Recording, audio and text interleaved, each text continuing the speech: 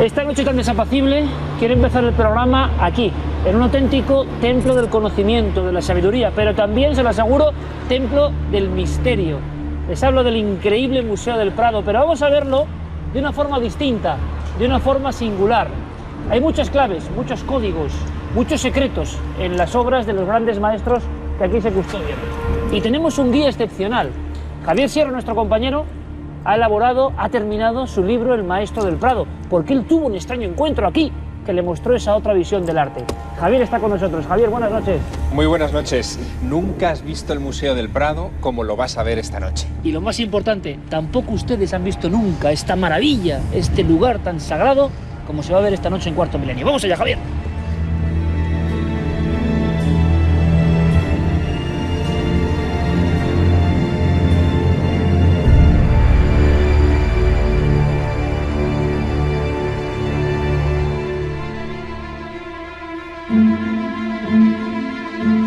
Aquí estamos en un escenario evidentemente mágico, impresionante, el Prado a solas, pero dentro del Prado, en esta gran galería, delante de este cuadro llamado La Perla de Rafael, ocurre algo que ya es realmente misterioso, objetivamente misterioso.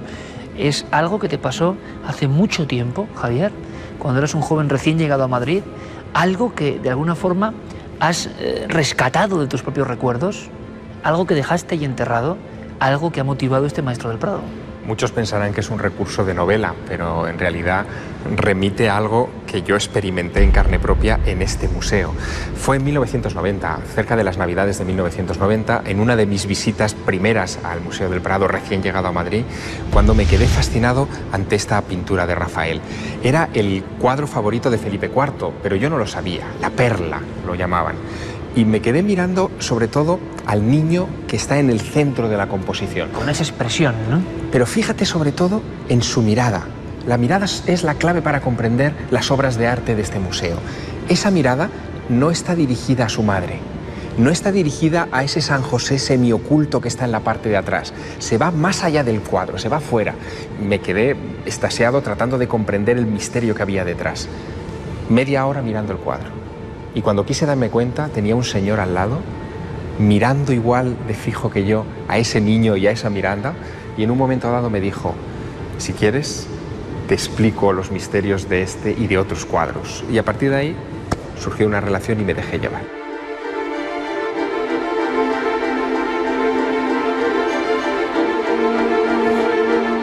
Ocurrió aquí, y no es recurso literario para hacer un bestseller, ¿no? Aquí estabas hace 23 años y de pronto aquí a tu lado un maestro, el Maestro del Prado. Y ese maestro dejó algunas claves, algunas las estamos recorriendo, pero hay unas que a mí me impresionan especialmente. Después de leer tu manuscrito, hay algunas escenas que no me puedo quitar de la cabeza. ¿Vamos a por ellas? Vamos a por ellas.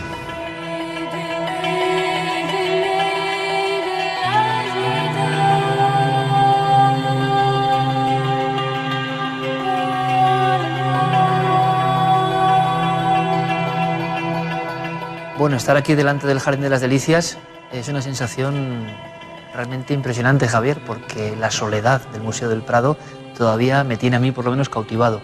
Estamos ante quizá el cuadro que más atención llama, ¿no?, entre el público, que más curiosidades suscita, que más enigmas tiene. Yo pienso, Javier, que este cuadro puede estar uno toda la vida mirándolo y siempre va a haber cosas nuevas, ¿no? Es el mensaje cifrado del Bosco. Este cuadro demuestra que el arte no era para ser visto, sino para ser sentido. Originalmente estaba cerrado, estos son unas puertas que se mueven, se convierte, por lo tanto, desde ese momento en una especie de altar. Tú imagínate, cerrado este panel, muestra una imagen en blanco y negro del tercer día de la creación, el ser humano todavía no ha sido fabricado por Dios, y cuando se abre, surge el color. Ese es el primer impacto que recibe el que se aproximaba a esta especie de altar profano. Pero los elementos son muy ambiguos. El Jardín de las Delicias puede leerse en dos direcciones. Si hacemos la lectura ortodoxa, la que en fin, se hizo en tiempos de Felipe II, cuando este tríptico llega al Escorial, aquí tendríamos el momento de la creación del ser humano. Aquí, en esta tabla central, tendríamos la multiplicación de la especie humana y la corrupción de la carne. Hay escenas que son casi de sexo explícito, sí, sí. Y por lo tanto muy provocadoras en el año 1500, cuando esta tabla se pinta, ¿no? Y aquí tendríamos la advertencia. Si esta corrupción de la carne se lleva al límite, al extremo, llegará el final.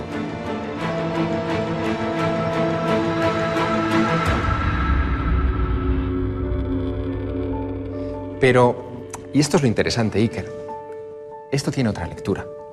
La lectura más heterodoxa, pero quizá la más completa, porque existía una agrupación, una secta a la que perteneció Jerónimo Bosco, era la secta de los Hermanos del Espíritu Libre, de los Adamitas, una gente que oficiaba sus ritos en cavidades subterráneas, en grandes cuevas, desnudos, tratando de emular a los que vivieron en su momento en el paraíso terrenal.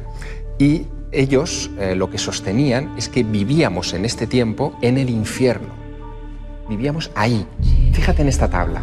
No hay nada natural en ella. Todos son máquinas o artefactos construidos por el hombre. Es el mundo casi representado tal cual es hoy. La música, el juego, tenemos incluso alguna crítica social con esa especie de cerdo vestido con toca de monja. En fin, tenemos ese tipo de elementos. Lo que decían los adamitas es que debíamos tender hacia la creación del hombre nuevo.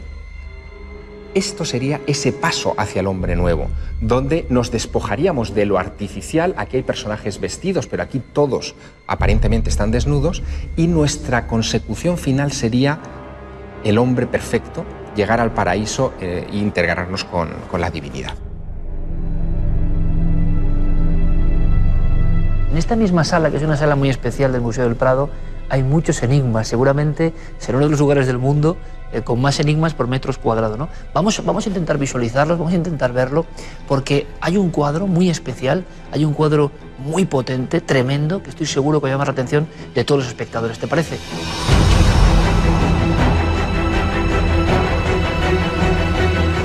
Yo aquí voy a confesar una cosa, Javier, sinceramente, en este momento de soledad y de magia en el Museo del Prado. Yo creía haber entendido este cuadro. Bueno, entendido nunca se entiende el arte mágico del todo, ¿no? Pero en tu libro he descubierto códigos nuevos que tengo que decir en este caso que me aterrorizaron. ¿Todavía más? Sí. Este cuadro de por sí da miedo. Este cuadro puede ser leído de muchas maneras.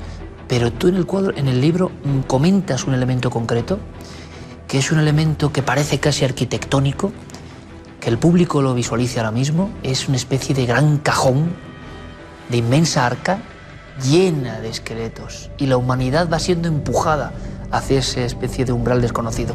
Para empezar a leer este cuadro, Javier, ¿qué es eso? ¿Qué podía ser eso? ¿Recuerdas que en el infierno del Bosco del Jardín de las Delicias todo era artificial? Aquí es lo mismo, el infierno está centrado en lo artificial, en esa especie de trampilla mecánica que da un cajón. Es como si el hombre de esa época tuviera miedo al maquinario, ¿no? A las cosas que se estaban produciendo en ese momento, ¿no? Y lo estaba alejando de la naturaleza. Pero lo verdaderamente desgarrador del triunfo de la muerte de Bruegel el Viejo es que todos esos ejércitos de esqueletos que aparecen por doquier invadiendo la Tierra completa tienen una única misión, que es empujar a los últimos hombres vivos, a los últimos encarnados, digamos, hacia ese cajón. Y tú intuyes, cuando te fijas en esa trampilla, que cuando estén todos dentro, la puerta se cerrará y se quedarán atrapados ahí para siempre.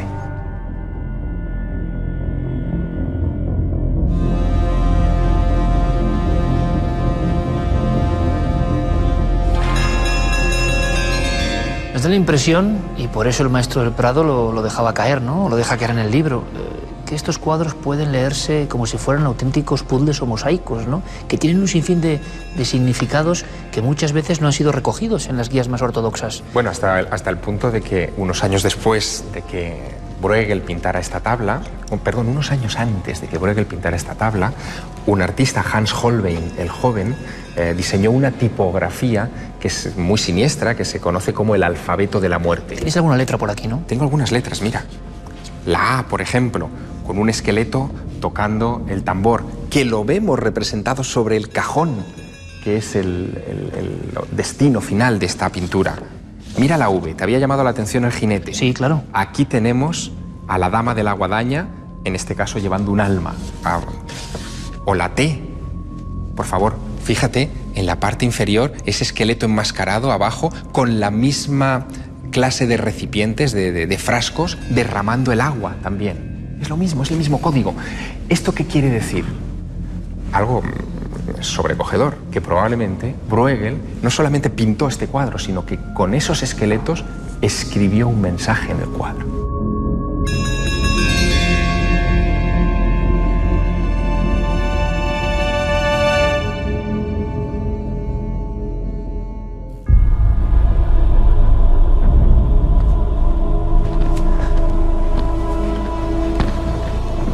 Javier, vamos a quedarnos aquí, desde esta posición. Creo que aquí hay una auténtica alegoría al misterio y lo vamos a entender enseguida, ¿no? ¿Qué contemplamos? Esto es un auténtico tratado de cómo se comunica este mundo y el otro, y el más allá. De una forma superficial, lo que muestra es la ascensión de Jesús a los cielos en el monte Tabor.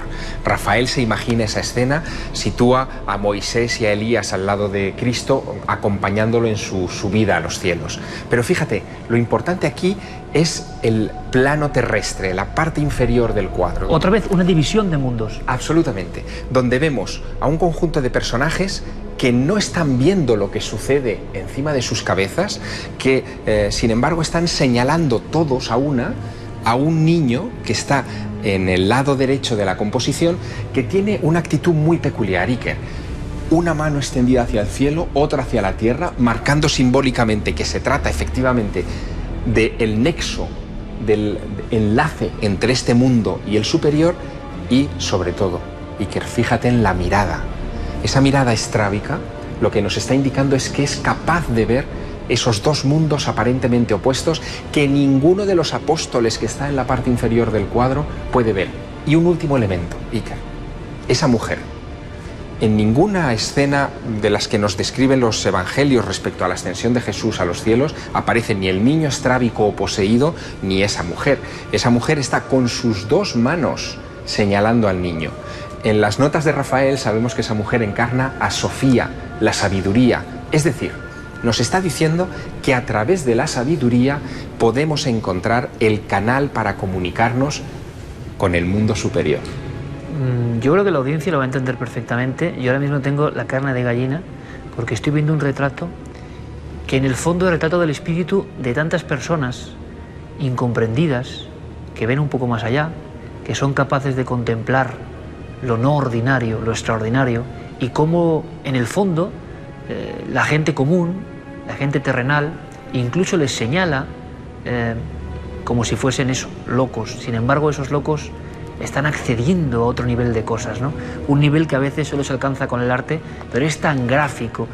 Tantos testigos de lo extraño se sentirán absolutamente identificados con esta escena. No puedo marcharme del Prado sin mirar fijamente esa mirada que conecta dos mundos. Javier, vamos allá. Vamos.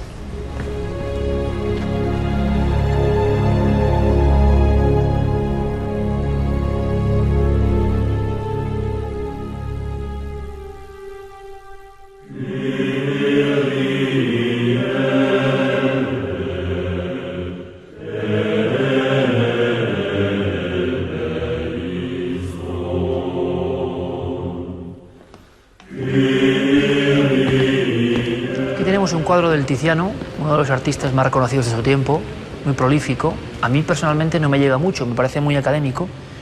Digamos, Javier, que es ese arte más, no sé, sin saber desde luego, pero más decorativo, más convencional.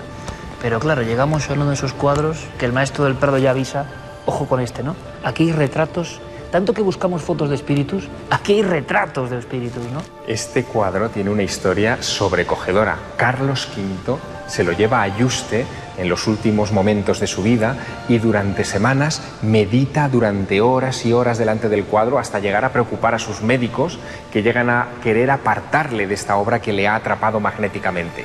Es una obra que él encarga con instrucciones precisas a Tiziano, por eso es distinta a las demás, y le pide que él quiere estar retratado no como el emperador, sino como un alma. Eso es, envuelto en el sudario con el que después será enterrado, porque Carlos V es enterrado solo con un sudario blanco envolviendo su cuerpo, acompañado de su esposa Isabel de Portugal, y detrás de él la alma, futura alma de Felipe II, de su hijo. Están sobrecogidos ante la gloria, se abre el cielo ante ellos, pero de nuevo estamos ante una de esas obras pictóricas que refleja la comunión, la comunicación entre dos mundos. Claro, y padre e hijo, lo decíamos, Carlos V y Felipe II, dos de los reyes más importantes de la historia, imantados en su lecho de muerte por extraños cuadros que casi les acompañan en el tránsito hacia el más allá. Y luego ese rey poderosísimo, Carlos V, como si fuese una persona cualquiera, humildísima, despojado de todo ornamento, de toda riqueza, como si solo lo esencial valiese en el último momento.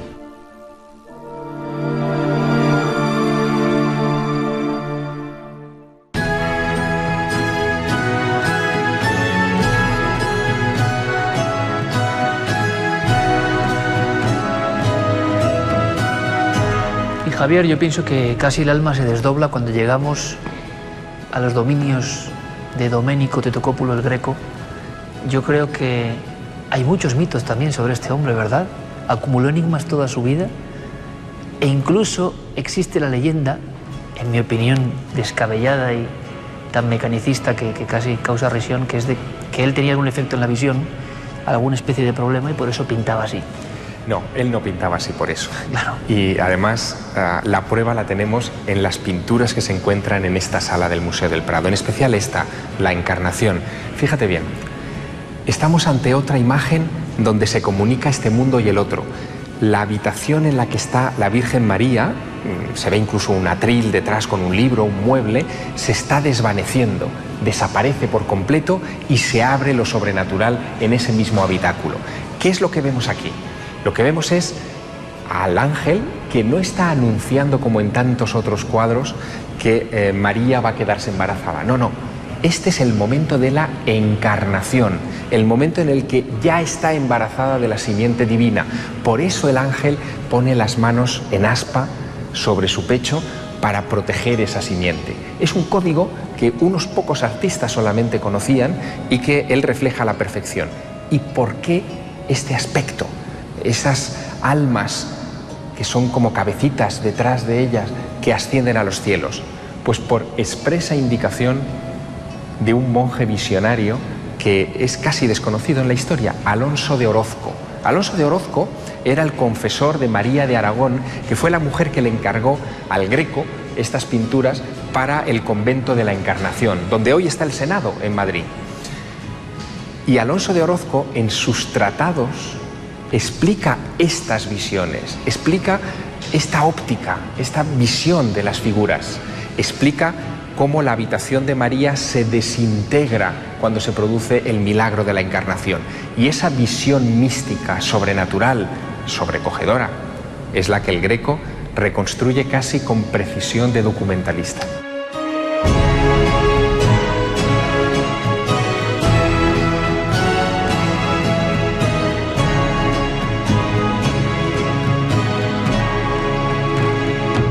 Estar esta noche en esta sala del Greco, sintiendo casi la radiación, ¿no?, que muestra su obra, es un auténtico lujo, un honor, es ver las cosas de una forma diferente y mucho más cercana. El cuadro habla, el cuadro unitario, único y irrepetible, habla a quien quiere escuchar. Y yo creo que la clave es ayudar, mediante el Maestro del Prado, mediante este trabajo que estamos haciendo, que la gente profundice. El arte es para ser sentido, el arte es para meterse dentro de él. El arte nos comunica claves que tienen que ver con nuestro pasado, nuestro futuro y nuestros misterios más profundos. Qué maravilloso espejo, ¿no? Quien mira el arte con esa perspectiva está asomándose al espejo de su propia alma. Gracias por la visita, Javier. Inolvidable.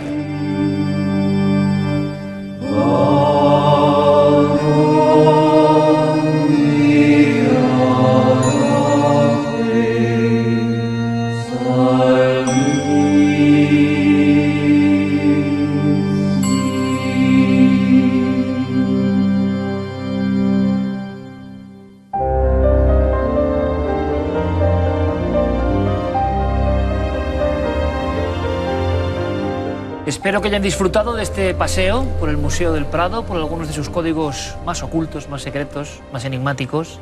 Solo una porción, porque el propio museo tiene otras muchas piezas maravillosas. Y bueno, que se hayan adentrado amablemente en este modo de investigar, casi como detectives. Nuestro compañero Javier Sierra, además, con un éxito tremendo, con su obra El Maestro del Prado, está logrando que muchas personas que no sentían esa conexión con el arte, que lo veían como algo lejano, algo frío, algo para especialistas, pues estén aproximando, ¿no? Y el arte está hecho para mirar con el alma también, para sentir, para casi viajar en el tiempo y ver cosas maravillosas, y algunas un poco aterradoras. Carmen, buenas noches. Buenas noches, Iker. Tú que disfrutas tanto del arte, imagino que has echado de menos alguna pieza. Claro, era imposible, gracias al Museo del Prado por permitirnos estas horas de noche a solas allí, pero hombre, era para pedirles más viajes, ¿no? Hay que hacer muchos más viajes, sobre todo para ver también esos cuadros con la otra cara, aquellos que son más siniestros, más misteriosos. El Bosco tiene muchos misterios dentro de ese jardín de las delicias, pero hay otros que son menos amables, esas pinturas negras de Goya, por ejemplo, o otros cuadros todavía que dan más miedo. Yo creo que hay que verlos en esas circunstancias, con el Museo del Prado cerrado, que nunca se ha hecho, a oscuras, y bastante solo para contemplar cara a cara el misterio de esas obras. Pues oye, lanzamos el pañuelo, por pedir que no quede. Hemos notado además esa recepción, ¿no?, por parte de un lugar, de un templo del conocimiento, y ojalá a ustedes les guste, porque yo me estoy imaginando, es un poco un sueño, ¿no? Yo que soy un fan absoluto del maestro Goya, ver de nuevo esas pinturas negras que son de lo más enigmático que ha creado un ser humano en la historia y que él hizo solo para él, para su casa, para meditar, reflexionar, quién sabe si invocar en la Quinta del Sordo, pues verlas ahora con el típico sombrero, con velas, como se ponía Goya, ustedes comprenderán esta locura si un día lo hago. Si me dejan, hombre, con fuego es un poco peligroso, pero de verdad que somos unos seguidores absolutos del arte y que recomendamos que ustedes, sin temor, no hace falta ser muy culto, muy especialista, sientan los cuadros, se animen a ser, de alguna forma, seguidores de este arte mágico y maravilloso. Bueno, pero hay muchas noticias, mucha actualidad. Después de este paseo tranquilo y sosegado, observando detalles, vámonos a lo trepidante. Llevamos unas semanas, que yo no sé ya qué más podía pasar. Nos ha pasado ya casi de todo en las últimas semanas: la renuncia del Papa, los meteoritos que han caído en Rusia. Pero es que, aparte de que hayan caído meteoritos en Rusia, también en los cielos y de nuestro mismo país se han estado viendo cosas. Ha habido mucha gente que nos ha escrito anunciándonos que justamente en esos días, cuando estaba pasando el asteroide 2012 de A14, observaron cosas que no se trataban precisamente de esa gran roca. Eran otras luces, eran también especies de bolas anaranjadas que se han visto sobre todo por el sur, el este y el centro de España. Bueno, Guillermo León, que ha hecho un trabajo sensacional, recorriendo minuto a minuto en las redes, en nuestra web, toda la información, y quedaba algo. Quedaban testigos de élite de alguna forma, ¿no? Sí. Bueno, pues ha habido uno de esos casos, hemos recibido muchos, pero uno que nos ha llamado la atención y que seguro que ustedes también, porque no es frecuente, no es normal, no es cotidiano que haya ovnis en el radar en España. Es una zona que a nivel del control aéreo de Barajas, nos lo comentaba César Cabo, al que agradecemos toda su colaboración y que haya comentado todos los detalles con nosotros, que llaman Domingo. Es un mundo un poco todavía críptico, ¿verdad? El de las personas que vigilan el cielo para que no haya ningún problema. Bueno, pues resulta que precisamente a unos 35 kilómetros al norte del puerto de Somosierra y a unos 20 más o menos de Aranda de Duero, y en un pico que toca la provincia de Burgos, algo de Valladolid, la parte de Segovia, se observan dos puntos, dos ecos ovni, que en un principio en Torre de Control de Barajas piensan que son unos errores que a veces ocurren, una reverberación. Pero, por lo que nos contaba César Cabo, esos ecos se pusieron a seguir a un vuelo. Bueno, eso fue ayer por la tarde, yo estaba de turno de tarde en el centro de control y entonces al parecer había unas trazas radar extrañas y claro, alguien lo vio y de hecho vinieron a mí y bueno, pues era en una de las pantallas radar y entonces había un avión que la pantalla veía el controlador que había dos trazas, o sea como dos puntos al lado del avión, sin identificar obviamente porque es un radar primario que no identifica, pero se veía que iban como escoltando aparentemente. Los pilotos en su propio radar, en el anticolisión que tenían, no lo veían. Únicamente el controlador, quien en su radar veía esas trazas. Y esto sería un caso más, recientísimo, eso sí, y que coincide además con el mismo día de los acontecimientos de Rusia. ¿Tendrá algo que ver? ¿Tiene sentido? Aquellos escoltas incómodos no fueron observados en ningún momento por la tripulación. Por lo tanto, o era algo invisible, pero que captaban las pantallas de radar, o qué pasaba ahí. Bien, esto sería una anécdota más curiosa y demostrativa de que en los centros de control aéreo y de vigilancia de los cielos, y sobre todo en los EVA o escuadrones de vigilancia aérea de nuestro país, están más que acostumbrados a que ecorradar de procedencia desconocida interfiera en nuestro espacio aéreo. Pero lo que nos decía César Cabo era curiosísimo, una hilazón. En la misma zona, en el mismo punto del mapa, en esa zona de Domingo y en ese entorno preciso, zona maravillosa por otro lado, recuerdan que hace un año exactamente, en las mismas fechas, otro vuelo con comandante inglés se encuentra con el misterio, pero de una forma bien distinta. Todo empieza con una aproximación en el radar, pero después la propia tripulación estuvo observando, esta vez sí, el ovni allí, delante de ellos. Después de haber ocurrido esa cosa un poco extraña, que es bastante raro, de repente hubo un avión, que era un avión británico, una compañía británica, que le preguntó a ella si le daba información, si tenía algún tráfico cerca, y bueno, pues claro, ella mira la pantalla y no ve nada, ve a ese avión solo en un espacio, bueno, pues de unas cuantas millas a la redonda no hay nadie. Y el avión insiste y dice que tiene pues unas luces y que ve unas luces, o sea, el piloto está viendo unas luces, ella no ve nada, el piloto dice que ve las luces, que son unas luces que están parpadeando, que las tiene en un lado y luego se le mueven por aquí y por allí, y entonces ella le pregunta que le describa qué tipo de aeronave era. Bueno, descríbame usted lo que está viendo. Claro, nosotros no veíamos nada. Y el piloto dijo, no sé lo que estoy viendo. Y eran una serie de luces, por lo tanto. Eran luces que parpadeaban y que se movían, y entonces el avión, como estaba nervioso, pidió descender para un poco pues quitarse de ahí en medio. Entonces cambió de nivel y al parecer las luces aquellas también cambiaban de nivel. Pero bueno, al cabo de un poco ya desapareció. Varios controladores aéreos asistieron al extraño espectáculo. La aproximación supersónica, de alguna forma el miedo en la propia tripulación y ese objeto que va siguiendo en diferentes capas del cielo con el descenso a la aeronave. Increíble, un caso de unas dimensiones tremendas y que ocurrió hace un año, de no ser por César Cabo, quedaría en el secreto más absoluto. ¿Esto está pasando más veces? ¿Por qué en aquella zona? ¿Qué ha vuelto a ocurrir? Bueno, hablamos de ovnis captados por el radar y en este caso creo que no hay que quitar ni una sola coma. Los especialistas se lo han contado, simplemente como muestra de que esto ocurre en nuestro país. Ocurre muchas veces, pero muy pocas llegan al gran público. Nosotros continuamos, proseguimos con mucha más actualidad, porque estamos viviendo tiempos de vértigo. Vértigo que se resume en estos flashes con misterio, imágenes e información. Pues sí, que la verdad es que hay mucha información y comenzamos en México, donde un grupo de arqueólogos ha descubierto en la famosa pirámide del Sol de Teotihuacán la escultura más grande de Huehuetot, dios del fuego. La figura pesa más de 190 kilos y conserva parte de su pigmentación original sobre los diseños geométricos en bajo relieve. Además es diferente de otras representaciones de la deidad porque porta un antifaz y moños, tanto en la cabeza como en el cuello. Los especialistas también han descubierto dos grandes estelas de piedra verde que decoraban el templo hace 1500 años. Los trabajadores hallaron todos estos elementos en la cúspide de la pirámide dentro de una fosa de 5 metros de profundidad.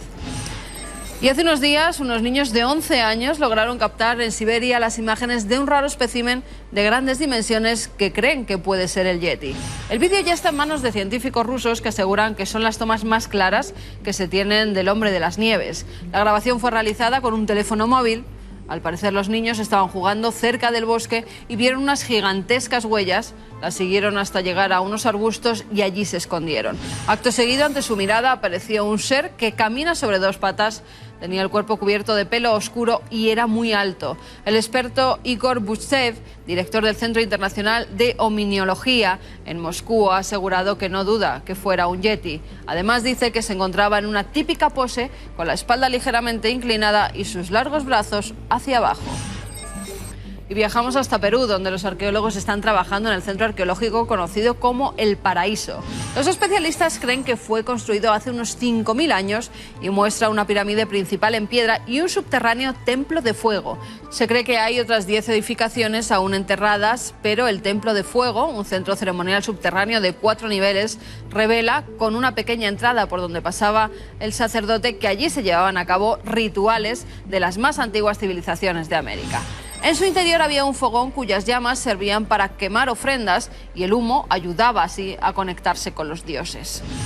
En Santo Domingo, un extraño animal ha decapitado ya varios caballos, reses y cabras. Los vecinos del distrito de Mata Palacio tienen verdadero pánico porque no saben que está acabando con sus animales e incluso hablan de un demonio. Lo más raro es que las cabezas de los animales no aparecen en el lugar y nadie ha visto u oído nada extraño. Y para extraño o extraordinario, nuestro mundo insólito.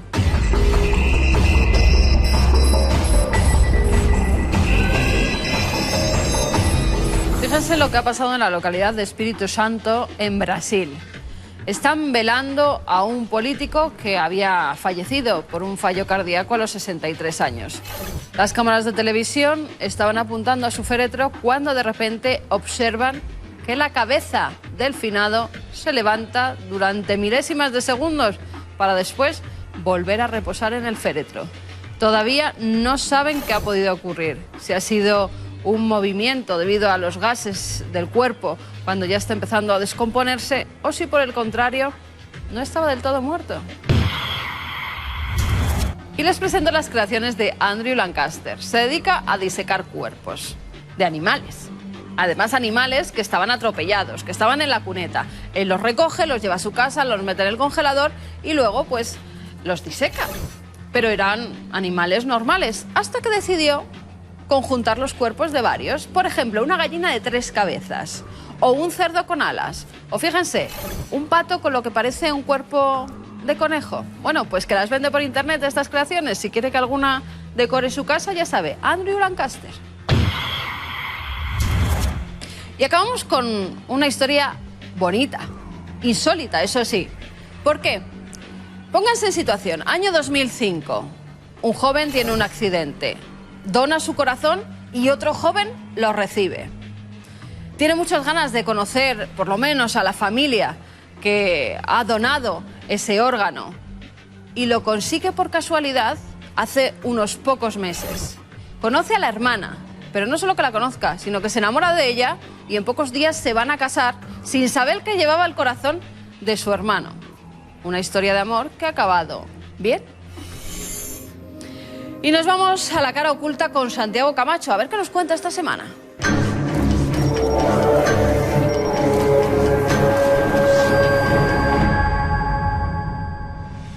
Nuestra cara oculta siempre, creo, es muy interesante. Pero van a ver esta semana, porque la temática nos toca a todos. Verán, visualicen ese gráfico tan conocido de la evolución humana, ese proceso de millones de años. Hay, a modo de chiste, muchas caricaturas que lo continúan y de nuevo volvemos al mono. Es como una especie de alegoría o cuestión lanzada al vuelo, indicando que la evolución se ha parado, que de alguna forma vamos a peor. Esto es una sensación, pero tendrá algo de cierto. Bueno, hay científicos y filósofos que aseguran que está pasando, que por vez primera somos menos inteligentes, estamos menos adaptados, hemos empeorado. ¿Será verdad? Hay novedades. Santiago Camacho, redacción de Cuarto Milenio. Compañero, buenas noches. Buenas noches, Iker. Soy todo oídos porque creo que hay un estudio, claro, ha montado un cataclismo, es lo que faltaba ya, y es muy polémico, pero está ahí, es real. Pues sí, Universidad de Stanford, en Estados Unidos. El profesor Gerald Crabtree ha hecho un estudio que saca unas conclusiones absolutamente pesimistas sobre el estado de nuestra inteligencia, porque dice que el ser humano cada día, cada generación es menos inteligente que el anterior. Es más, afirma que desde el hombre de Cro-Magnon hemos perdido ni más ni menos que un 10% del tamaño del cerebro, el equivalente a una pelota de tenis.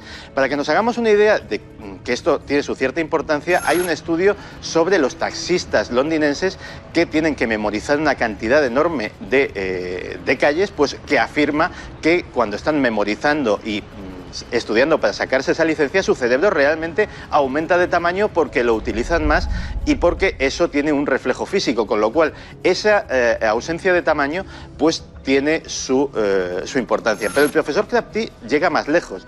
Dice que, por ejemplo, si cogiéramos actualmente a un ciudadano medio de... Nosotros mismos, de cualquier ciudad occidental, y lo trasladásemos a, por ejemplo, la Atenas clásica, la Atenas de hace 3000 años, seríamos el equivalente, dicho literalmente, al tonto del pueblo, y que cogido un ciudadano medio de esa Atenas de hace 3000 años y colocado aquí, nos parecería un individuo extraordinariamente inteligente, creativo, con una amplitud de ideas increíble, muy estable emocionalmente y una persona que consideraríamos un líder automáticamente. Insisto, un ciudadano medio. Ese es el grado de deterioro que él afirma estamos sufriendo. ¿Simplemente por qué? Porque la selección natural ha dejado de operar sobre nosotros. ¿Y qué sucede?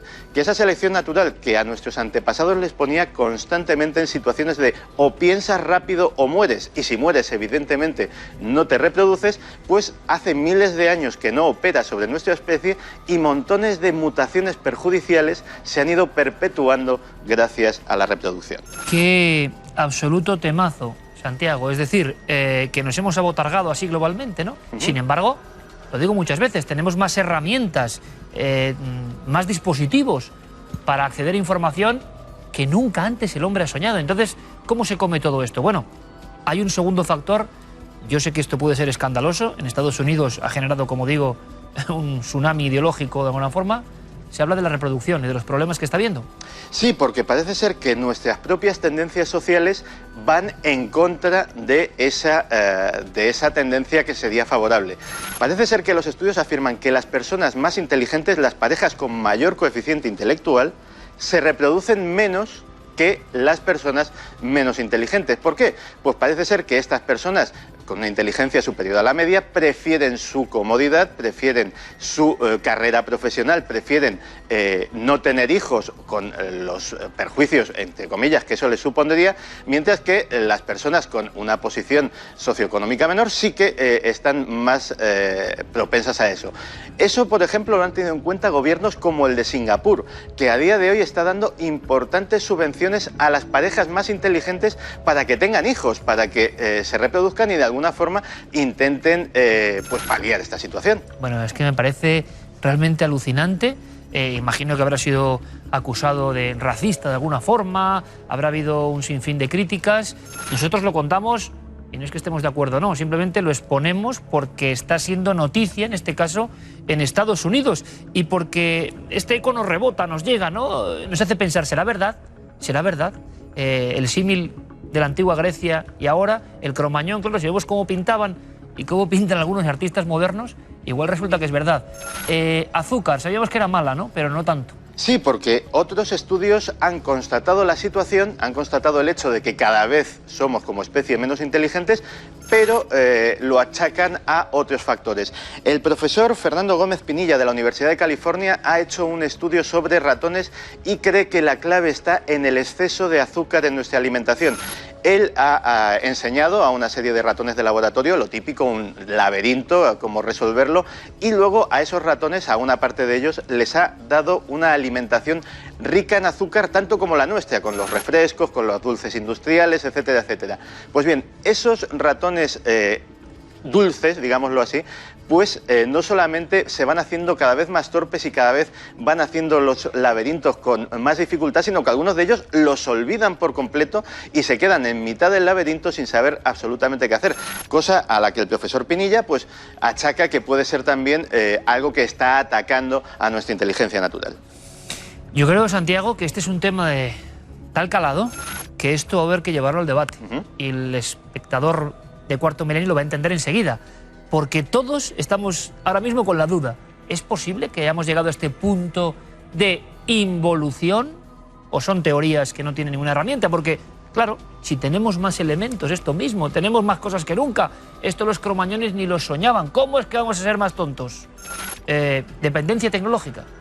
Pues sí, ese es el otro factor que en este caso sobre todo los sociólogos defienden para este fallo en nuestra inteligencia de las últimas generaciones. Lógicamente nos estamos volviendo más vagos, ya no utilizamos las matemáticas para nada, ya ni sumamos, ni restamos, ni multiplicamos, ni dividimos, tenemos calculadoras, ya no utilizamos los mapas porque tenemos los GPS, ya memorizamos cada vez menos datos porque en nuestro teléfono móvil pues no tenemos más que consultar la Wikipedia para cualquier cosa que antes la sabías, pues simplemente recurrir a ella. Incluso parece ser que cosas como la ortografía o el no escribir ya a mano, simplemente teclear, pues están influyendo importantemente en cosas como, y que se ha detectado sobre todo en los estudiantes, la capacidad de concentración. La capacidad de concentración de un estudiante actual parece ser que es una fracción de la de un estudiante de hace apenas un siglo, que el número de horas que pueden pasarse estudiando concentrados en una materia ha disminuido por el ritmo de vida, por la dependencia tecnológica y por un montón de factores. Todo eso se uniría pues posiblemente a estos factores ambientales, a estos factores genéticos y a estos factores alimenticios. ¿Qué pasa con el Homo digitalis? Va a ser debate seguro. Santiago, gracias una vez más por lanzar este asteroide informativo y por traernos esta serie de contenidos que yo no veo casi en ningún lado, que son esenciales y son interesantísimos. Gracias, compañero, como siempre. Muchas gracias, Iker.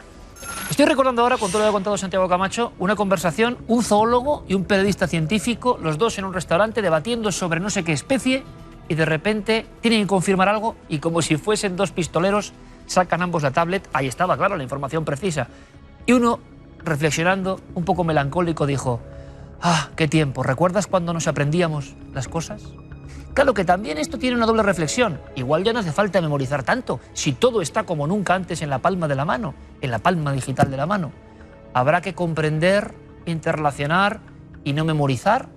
Habrá que reaprender el conocimiento. No sé, yo creo que es un debate apasionante, de verdad, y que está ocurriendo, y que es nuestra naturaleza, y está pasando ahora mismo. Así que lo haremos, se lo aseguro.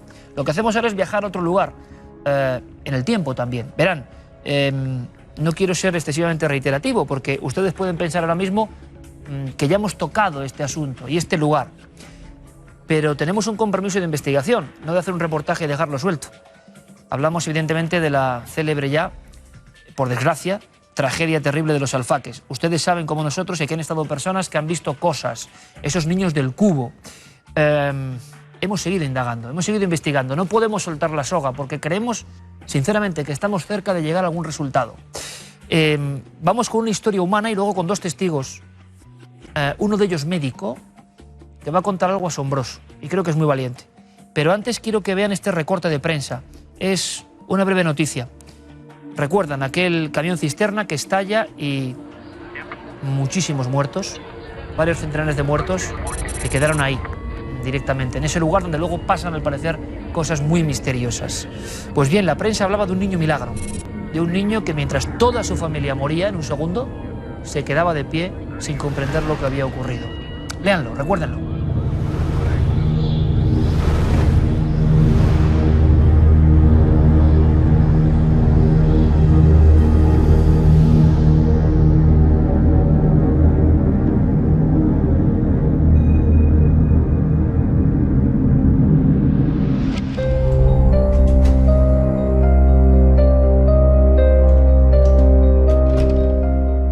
Entre las víctimas se encontraba una familia española que vivía en Madrid y de la que solo se salvó un hijo de corta edad que había salido a comprar un helado.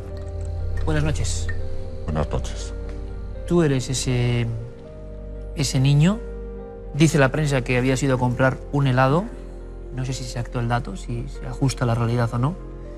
Pero creo que ahora, y te agradezco muchísimo de verdad el esfuerzo, retomamos una historia que está en tu memoria, que viviste, que está nítida, imagino, y que nos ha impresionado mucho porque nosotros proseguimos esa investigación, ¿no?, en torno a un incidente tan dramático, pero que parece que tiene una intensidad especial ligada al misterio, y ustedes ya lo saben.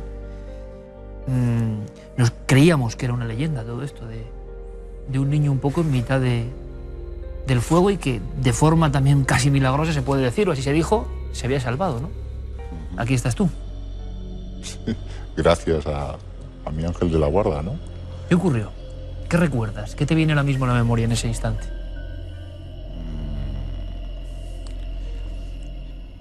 Pues el recuerdo es sentir cómo temblaba el suelo, sentir el ruido y luego el empujón de la onda expansiva. Y al caer al suelo, ver como en el cielo había algo volando envuelto en llamas. Y en el cielo había algo volando. Sí. Ese algo era la estructura quizá metálica de la cisterna. Efectivamente, que parecía más el fuselaje de un avión que, claro, con esa edad no identificas si es un camión, un avión. Lo asocias más a un avión porque lo ves a 20 o 30 metros del suelo. ¿Qué estabas haciendo tú en aquel momento? ¿Estabas en la playa? No, acabamos de terminar de comer y nos dirigíamos al pueblo, a San Carlos de la Rápita, a navegar en la bahía del puerto. En aquel momento, en mitad de la tarde, esa explosión, ese camión cargado de propileno líquido, si no me equivoco, que lanza su onda expansiva. Claro, bueno, pues prácticamente toda tu familia, se puede decir que... Familia, amigos, sí. Quedaron allí en un segundo, claro. Objetos personales, juguetes, todo. ¿Y qué pasó contigo en ese momento? Es decir, ¿por qué tú te salvas? Es un poco la gran incógnita, ¿no? Años después, preguntando, indagando, intentando encontrar una contestación a algunas preguntas, alguien me dijo que los chalecos salvavidas están hechos del mismo compuesto que el gas que transportaba la cisterna y que eléctricamente se repelían, ¿no?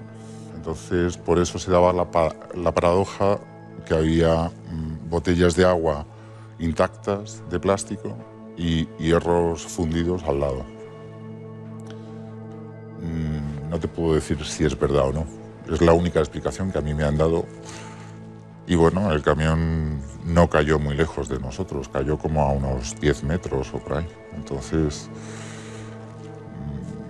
salimos hacia adelante instintivamente y atravesamos un pasillo complicado, pero salimos.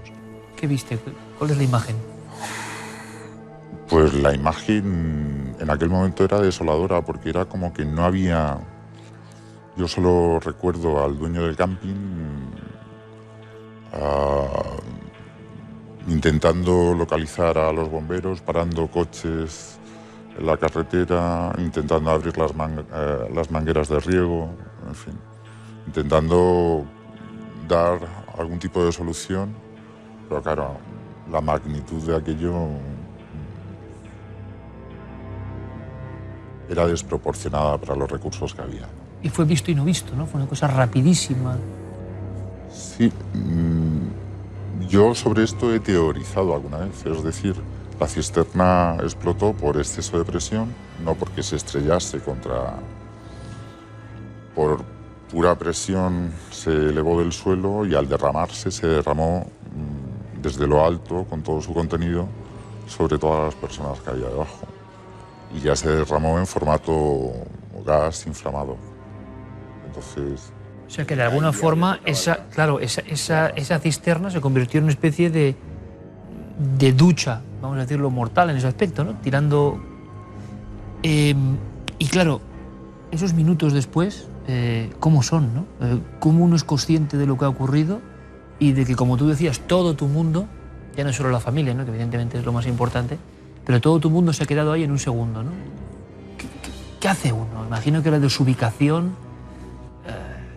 Nuestro cerebro es tan potente que te dosifica el dolor. No sé si el dolor o las dosis de entendimiento.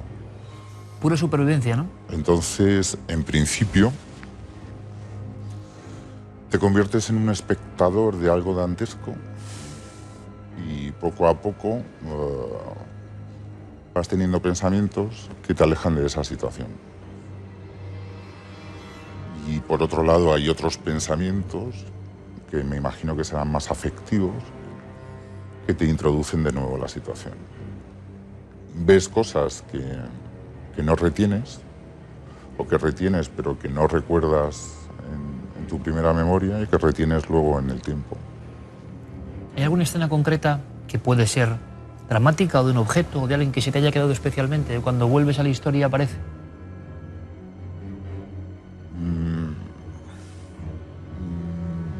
Tengo suficiente capacidad para volver a la historia con bastante asepsia. No obstante, si me esfuerzo, tengo recuerdos de personas y de situaciones. Te puedo contar una de alguien que me preguntó, porque me conocía, me llamó por mi nombre y me dijo qué me ha pasado y no identifiqué. Entonces, así había muchas.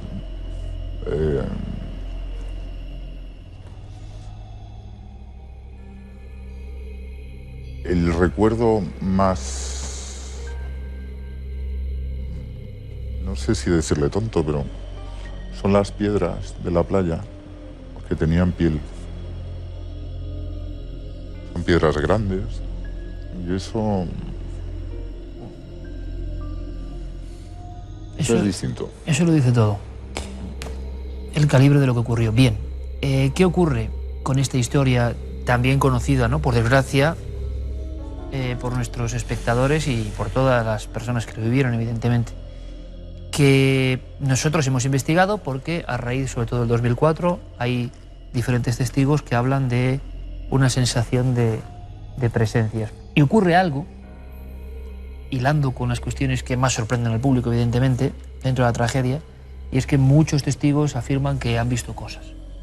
Y ocurre algo más que a nosotros de verdad nos sorprende, ¿no? Y es que un espectador, en este caso tú, viendo el reportaje reciente que hicimos de los alfaques, en cierto momento, en lo que es la declaración de dos miembros de la Guardia Civil, que mucho tiempo después están allí grabando, o vigilando, mejor dicho, y a través, lo recuerdan, ¿verdad?, a través de las gafas de visión nocturna, o de los prismáticos adaptados a la noche, observan una escena muy arquetípica, una escena que intentamos recrear lo mejor posible, que era una madre, pues, con un niño o una niña del brazo. Hay un espectador al otro lado de la pantalla, que eres tú, que ve esa imagen y que de alguna forma hilas con tu propia historia, con la posibilidad de que eso tenga algo que ver contigo. Me gustaría mucho que nos contases cómo es ese momento para ti, ¿no? Me enviaron el enlace a través de correo electrónico porque adelantasteis la emisión, me parece, y no tuve tiempo a verlo en directo. Y entonces al día siguiente me llegó un correo con un enlace, lo abrí y me puse a verlo tranquilamente. Y me llamó mucho la atención el hecho de que hubo alguien que dijese que había visto a una niña paseando con una señora de la mano. Recordé que uno de mis hermanos no se había encontrado, no se había identificado en el mismo momento en el que ocurrió todo el accidente y que la identificación fue 2 años después.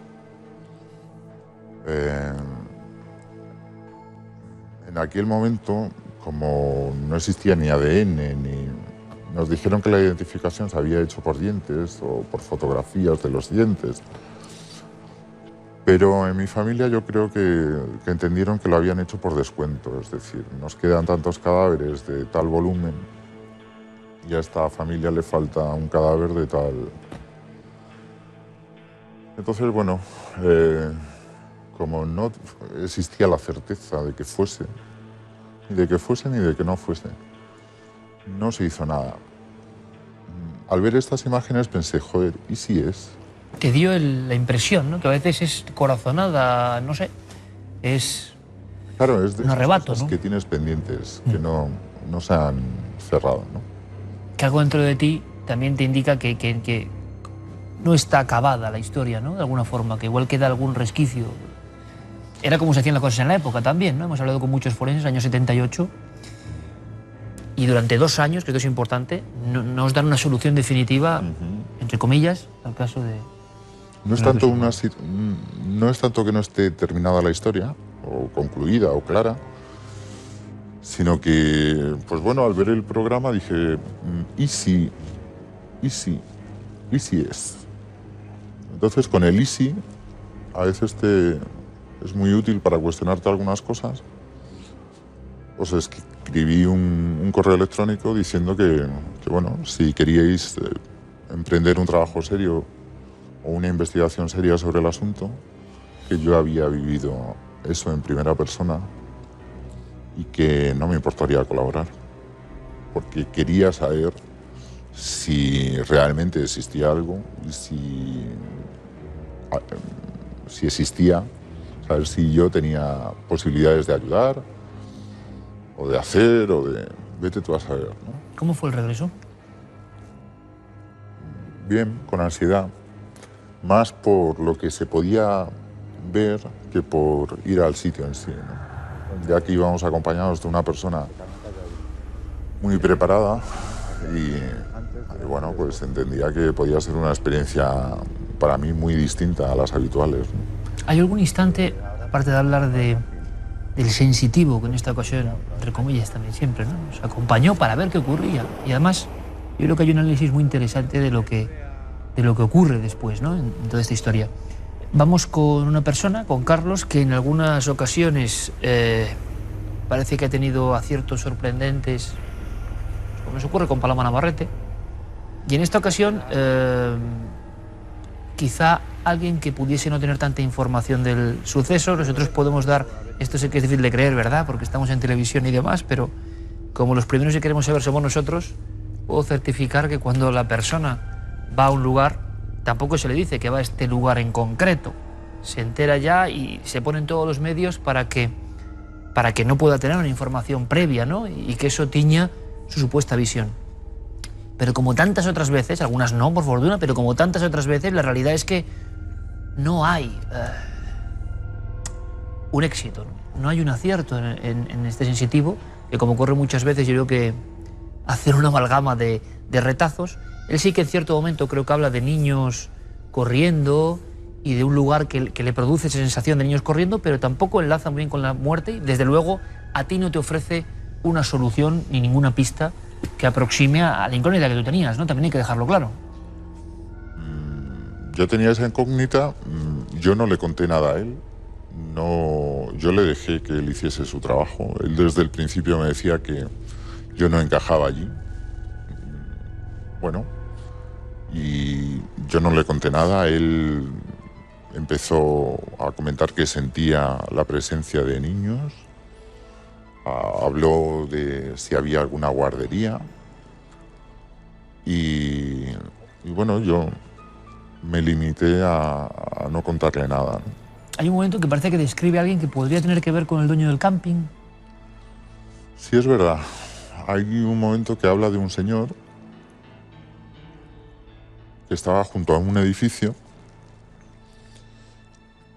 y parece que podría llegar a ser pues un señor de unos 50 años, con gafas, poco pelo, en fin.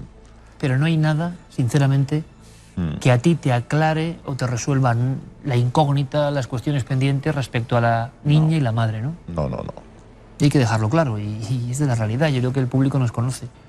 Y que si hubiese algún tipo de truco, de forzar la tuerca, ¿no? Pues evidentemente enseguida, como ocurre por desgracia, creo yo, en muchos programas en el internacional, joder, se acierta todo, se ve todo, hay una historia. Esto no es tan sencillo ni es tan fácil, ¿no? Nosotros lo que intentábamos era, con este procedimiento, simplemente tener una información paralela, que tampoco puedes saberla, ¿no? Fuimos a apretar las tuercas, pero no encontramos la tuerca. La tuerca, ¿no? Entonces... ¿Y cómo te quedas tú después de la experiencia? ¿Sigue habiendo...? Yo me quedo cargado de energía y de fuerza y de confianza, porque cuando lo hice con 18 años fue una experiencia muy difícil, Y saber que lo he podido hacer ahora con toda la tranquilidad y, en fin, ha sido para mí una experiencia muy bonita, me ha gustado. Pero es que yo creo que hay un mensaje, parece mentira, pero un mensaje de fuerza en todo esto, ¿no? Y por eso me ha gustado mucho que seas tú el portavoz de esto. Y si siguen ocurriendo cosas, y si podemos ayudar y si se puede investigar, pues es un honor que cuentes con nosotros. Así que Igualmente, hasta la próxima. Contar conmigo. De verdad, Muchas gracias. Y que sigamos investigando para bien, para intentar cerrar, ¿no?, un poco esa historia personal tan fuerte que, como ven, no era leyenda, ¿no? No era leyenda lo que aparecía en la prensa de un niño milagro, ¿no? En mitad de aquel lugar lleno de muerte en aquel momento, y que es vida y que nos da su mensaje. Vamos ahora con otras historias que tienen que ver con este mismo dossier, con este mismo expediente, porque hay testigos, incluso de gran nivel intelectual, médicos, bueno, que no creían en estas cosas y que en el mismo entorno siguen asegurando que han tenido esas presencias muy cerca. Vamos a verlos, vamos a hablar con ellos.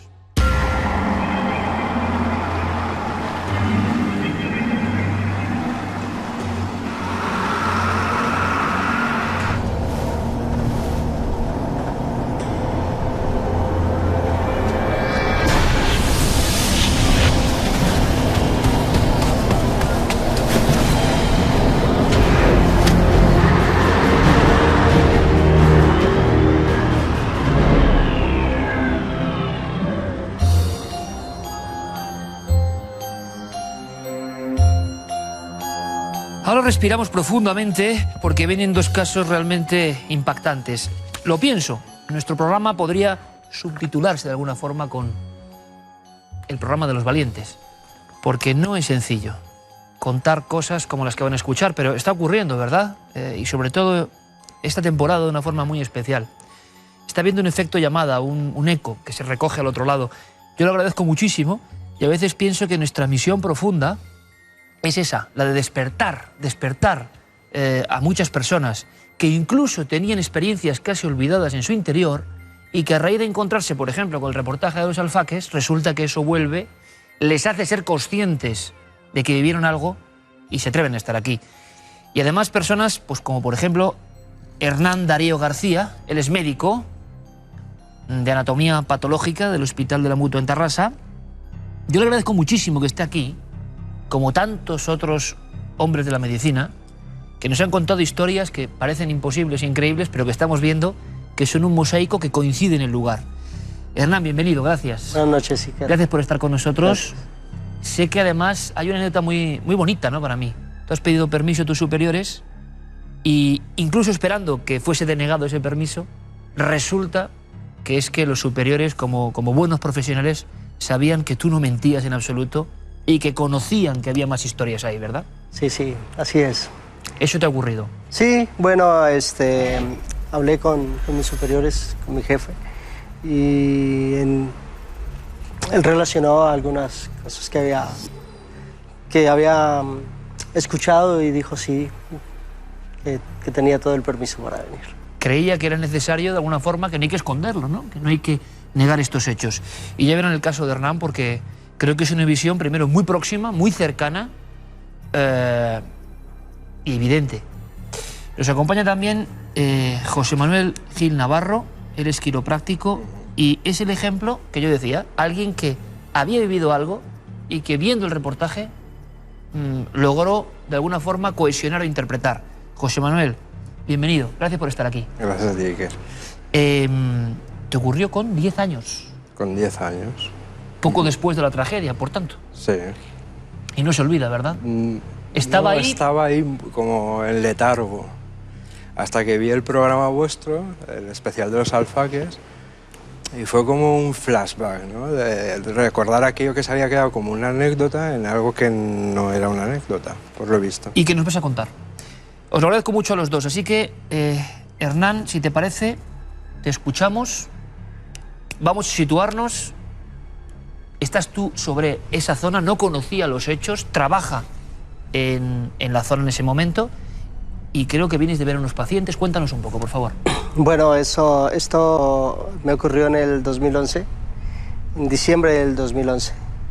Yo trabajaba en una empresa allí en Barcelona que hacía medicina domiciliaria para las diferentes mutuas. Teníamos la zona desde Vilanova y la Geltrú hasta Tarragona y muy ocasionalmente teníamos que ir hasta Tortosa o San Carles de la Ràpita. Pues una noche tenía que ver una paciente preciso allí en San Carles. Total de que, como siempre hay un trayecto bastante largo entre mi casa y donde debería ir a haber hecho la visita, me llevé algo de comer y me compré un refresco. Bajé a hacer la visita y haciendo la visita pues ya decidí después de esto comer algo. Entonces me aparqué el coche para comer algo porque tenía muchos kilómetros por delante. ¿Estabas solo? Repetimos, es invierno. Sí, estaba solo. ¿Y qué hora sería más o menos, Hernán? Entre las 11 y las 12. Y bueno, estando allí solo, destapando lo que me iba a comer, me di cuenta de que habían dos personas que estaban detrás de mi coche. Pero noté que tenían traje de baño.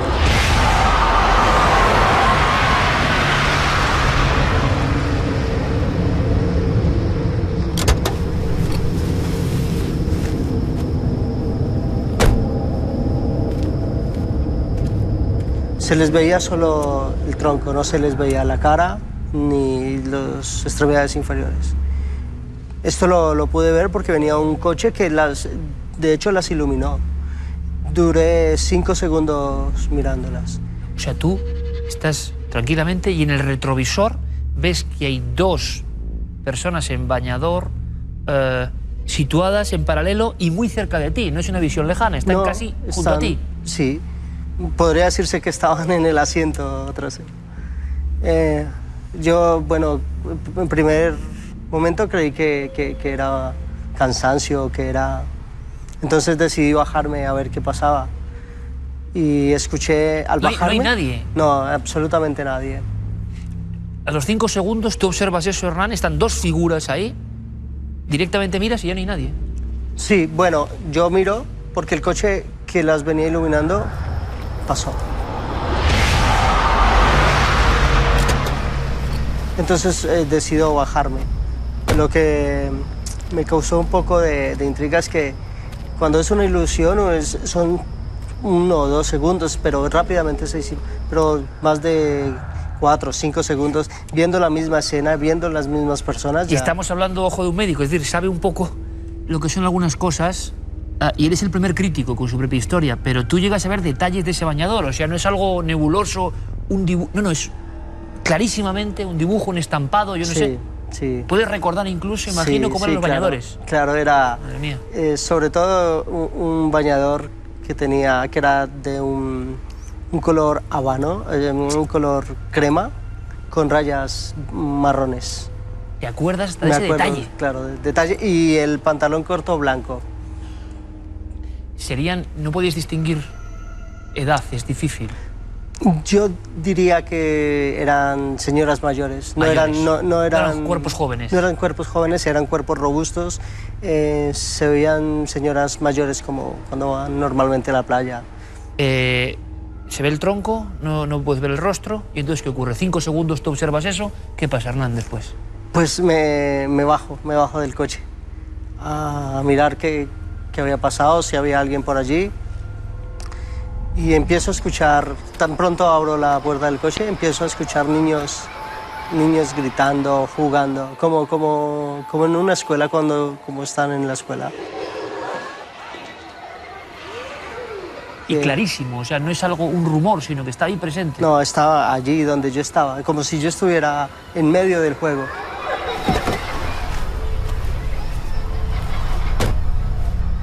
¿Y qué es lo que pasa entonces? Bueno, entonces ya miro por todo lado y me doy cuenta de que no hay niños jugando, es principios de diciembre. Entonces decido subirme al coche, llamo a la empresa y comento lo que ha pasado. ¿Llegas a decir que te está ocurriendo eso? Sí. Y entonces me dicen, ven, sal de aquí. Salte de ahí. Ven, salte rápido. ¿No te explican nada No, tampoco? no me explican nada tampoco. Pero la persona con la que hablas, no sé si la recepcionista o quien sea que esté en ese momento, lo primero que te dice es que salgas de allí. Sí, que salga de allí, rápido. Y ya. Ahí imagino, Hernán, que tu inquietud sí que creció un poco, ¿no? Estabas viviendo una serie de cosas muy comprensibles. Sí, ¿no? de hecho ya al devolverme son 138 kilómetros que me tocaba.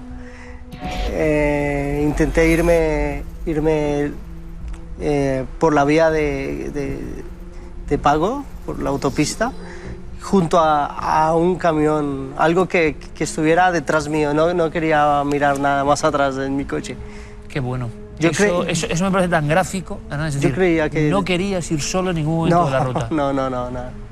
No, porque, a ver, yo me imaginaba que tendría algo en mi coche, porque, bueno, ya después de que pasa el tiempo, cuando pasan las cosas, todo va muy rápido. Pero cuando tienes 138 kilómetros, casi una hora de viaje, ya tu mente empieza a crear más cosas y ya. Entonces...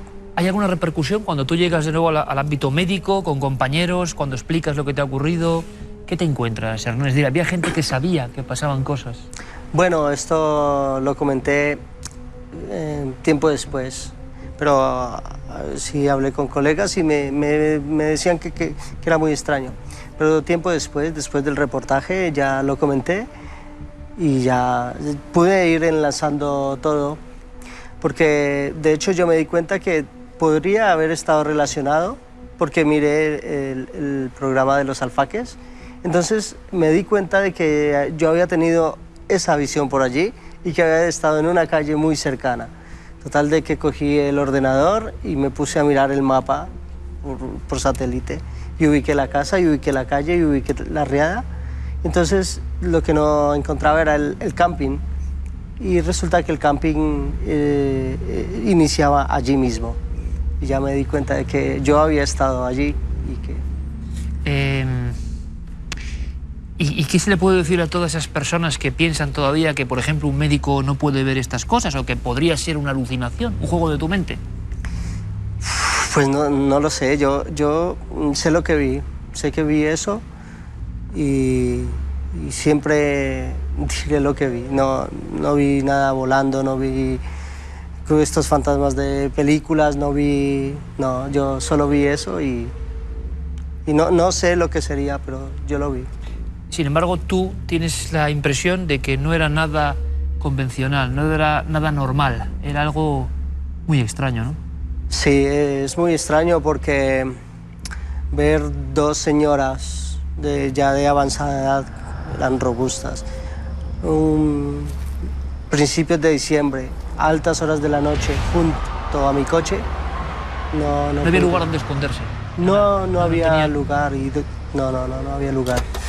Cuando viste el reportaje que hicimos de los alfaques y cuando veías incluso las recreaciones magníficas, como siempre, de nuestros compañeros, ¿sentiste que algo de todo eso que recreamos tenía que ver con lo que tú habías vivido, no? Sí, claro, absolutamente. Yo dije, esto puede estar relacionado y bueno, miré los mapas, miré el mapa y bueno, ahora es muy fácil en internet buscar los lugares y buscar dónde estuviste y claro, me ubiqué exactamente y mi mente volvió a reproducir esa misma noche.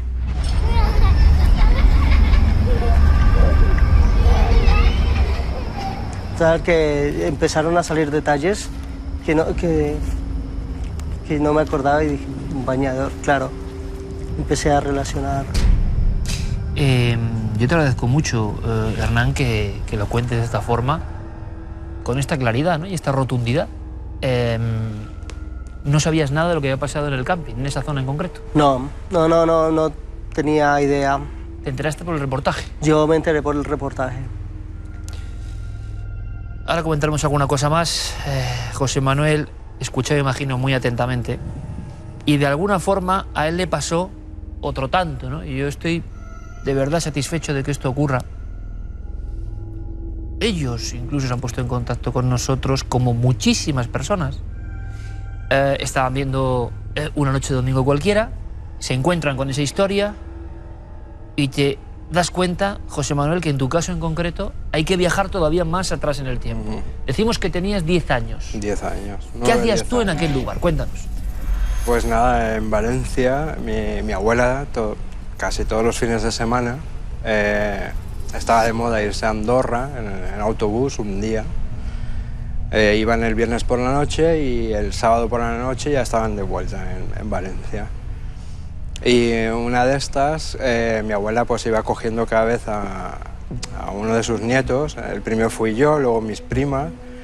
Y nada, yo todo emocionado porque me iba de viaje a Andorra. Era tu primer viaje de aventura, de alguna forma, ¿no? Exactamente.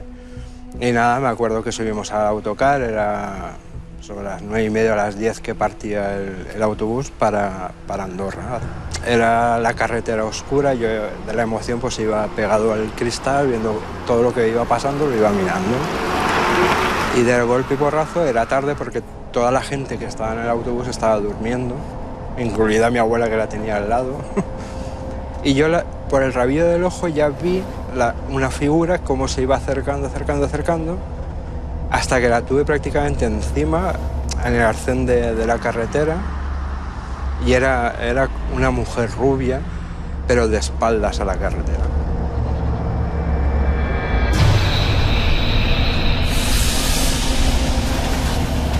Y encima estaba señalando hacia adentro.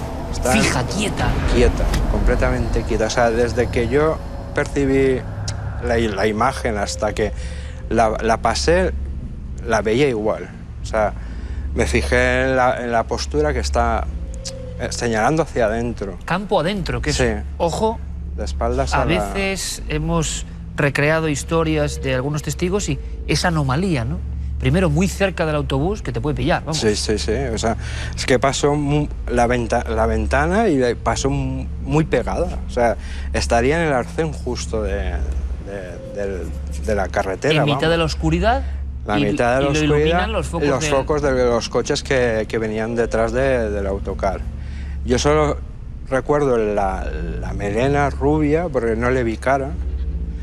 Una especie de blusón de estos muy sueltos, muy transparentes, y lo que me chocó es que no llevaba nada en las piernas, o sea, iba desnuda la parte de abajo, pero no le vi pies ni nada, o sea, no me dio tiempo o no lo recuerdo que tuviera pies. Pero tú, en ese momento, tienes un impacto tremendo y ahora lo analizamos, es decir, un autobús, plena noche, invierno, en el lugar de los hechos que bien están imaginando, señalando fijamente hacia la oscuridad y dando la espalda a un autobús que pasa casi rozando, o sea, incomprensible total. Y no me he dado cuenta hasta ahora, ¿no? Bueno, cuando pasó, yo me acuerdo que pasamos a la mujer y el letrero de Alfaques. Pero claro, eso se quedó allí. De hecho, desperté a mi abuela, pero estaba, digo, ya, que he visto a una mujer en la carretera, y se volvió a dormir. Y todo el resto del autobús, que además la escena es como muy tremenda, ¿no? Todo el autobús dormido, y el niño de 10 años que observa eso, no estabas en un duermevela. No, claro, estaba espabiladísimo. Claro, pero es que vamos un poco siempre, ¿no?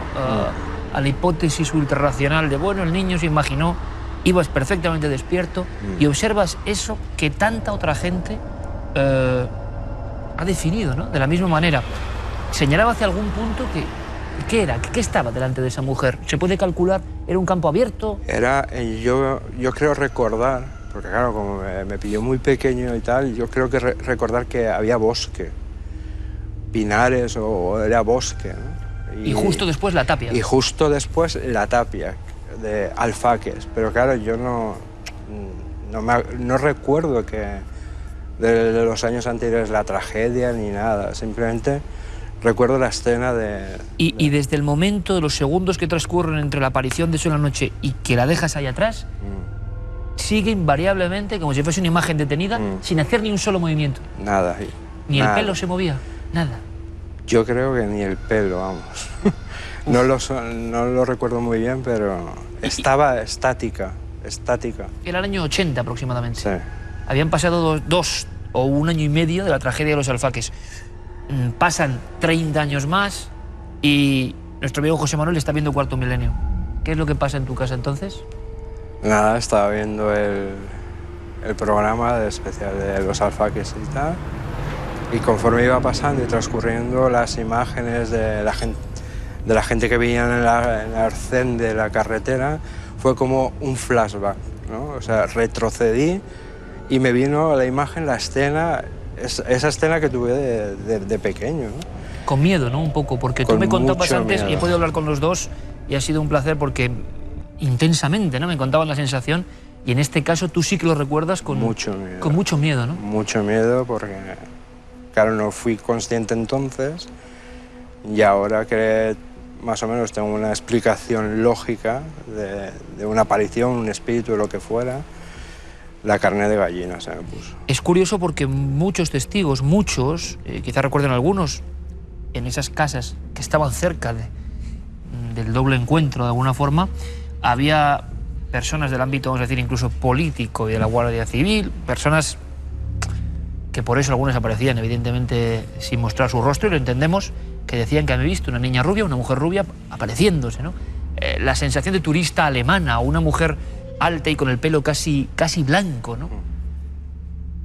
Y es lo mismo que tú ves en ese momento. Y claro, aquí está el momento dificilísimo de qué creéis que puede ser eso. No tenéis ninguna duda de que habéis visto eso y que se apareció en aquel momento, en pleno invierno, a ambos en diferentes épocas, 2011, 1980, como si algo no estuviese bien cerrado. Imagino que habéis dado muchas vueltas. Hernán, ¿a qué puede ser? ¿Se llega a alguna respuesta? Bueno, la verdad es que no sé que pudo haber sido, pero ahora creo que si algo vi fue gente que estuvo allí y que de alguna forma sigue allí.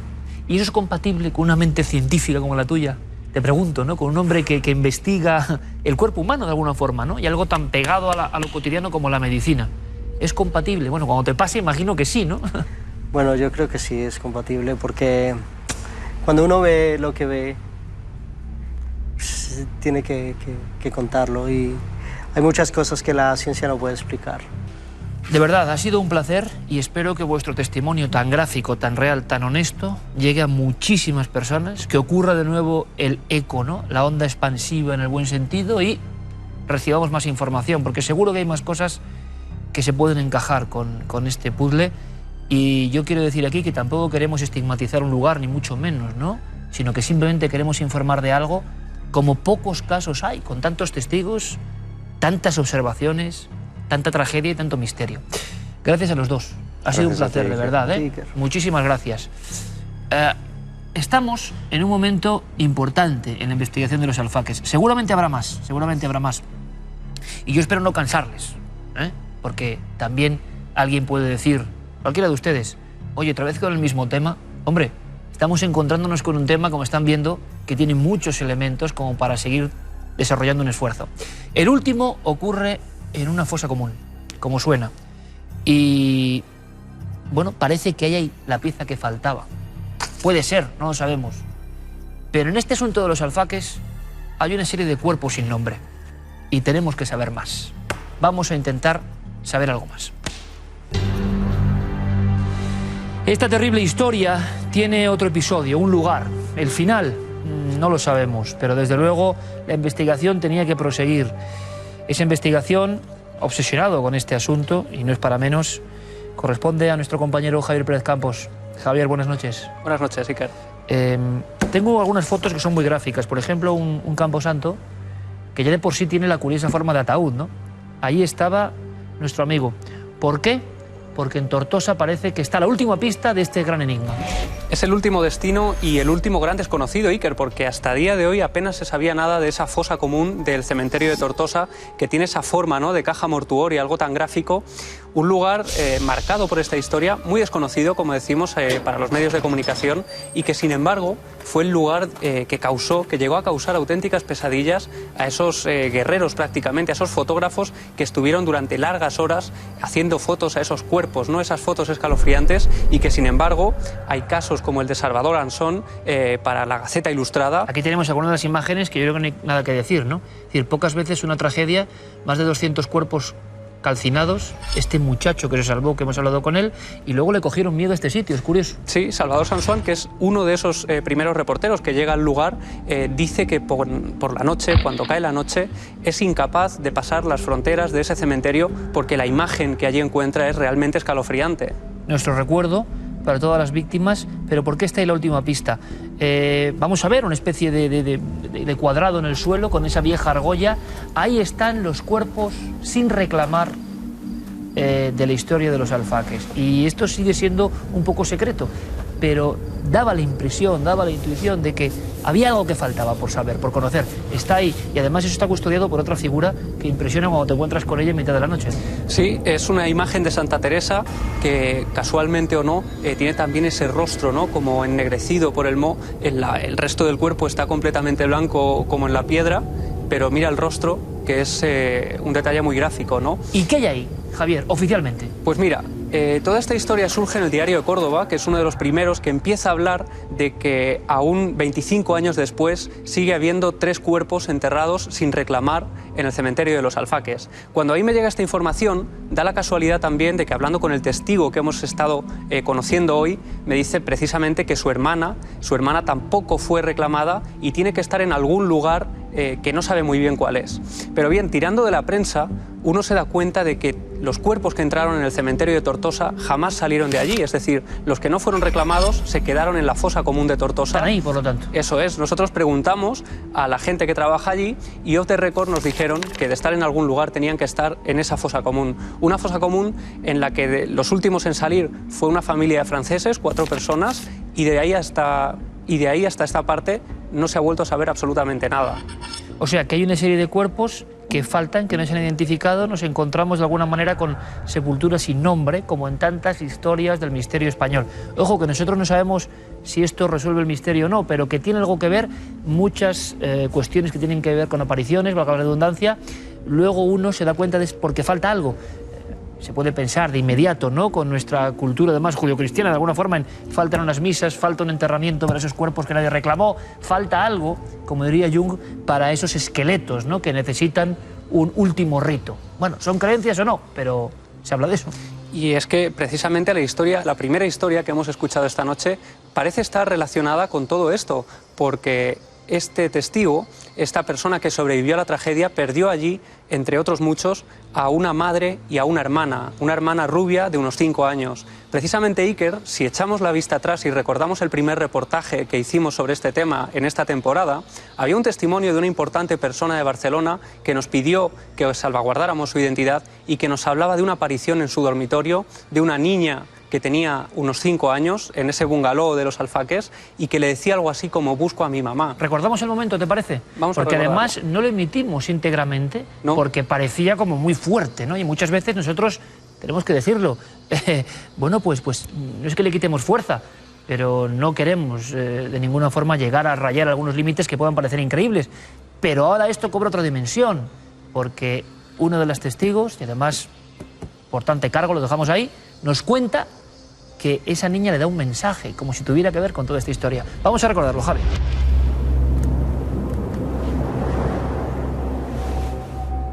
Me fui a la cama, me giré, estaba tapada con el nórdico, era invierno,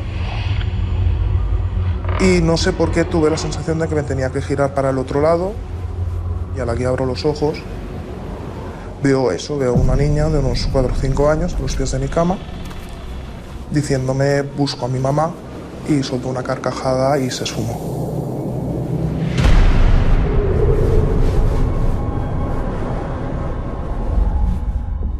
Es una historia sin duda de terror, sin duda de destino fatal, sin duda de muy mala suerte, pero también nos muestra que la muerte, y la muerte global incluso, en forma de cataclismo, puede sorprendernos en cualquier lugar, por inesperado que este sea. La prensa ya hablaba de esa niña, ¿no?, como uno de los cuerpos que tenían las claves de esta historia. Casualidad o no, es cierto que ya en los primeros días, en esas relaciones de muertos y heridos, se habla de una pequeña niña de aproximadamente 4 años sin identificar y rubia. Es decir, y es cierto que muchos de los testigos, será casualidad o no, pero hablaban precisamente de una niña rubia que estaba y que ellos veían en varias ocasiones, en repetidas ocasiones, por esos caminos del camping y por esa Nacional 340. Bueno, y si recopilamos ahora el sinfín de testimonios que hemos ido logrando y has ido rescatando, muchos ven a una serie de cuerpos, de una familia. Quedan unos cuantos cuerpos ahí, de una familia sin identificar. Sí, queda una familia sin identificar. Se sabe que 3 de ellos, los únicos 3 oficiales, son colombianos. Es una familia colombiana, que es también un detalle muy desconocido, ¿no?, de esa tragedia, pero la gente que había vivido todo aquello en el cementerio nos aseguraban que allí enterrados había muchos más de los que oficialmente se había aceptado y se había publicado. Y que había mucho silencio por las circunstancias, las condiciones, que el manto, ¿no?, de la oscuridad, muchas veces informativa, se adueñó de los alfaques. Hasta ahora que tú estás rascando de alguna forma esta historia. Sí, es un tema desde luego que bueno, casi está pidiendo que salga a la luz, ¿no? Quizá todos estos testimonios sirvan para ayudar a gente que desde entonces no ha alcanzado la paz, ¿no?, de alguna forma. Es una historia realmente estremecedora y que hay que contar, desde luego. Una historia de fuego y una historia de misterio, evidentemente.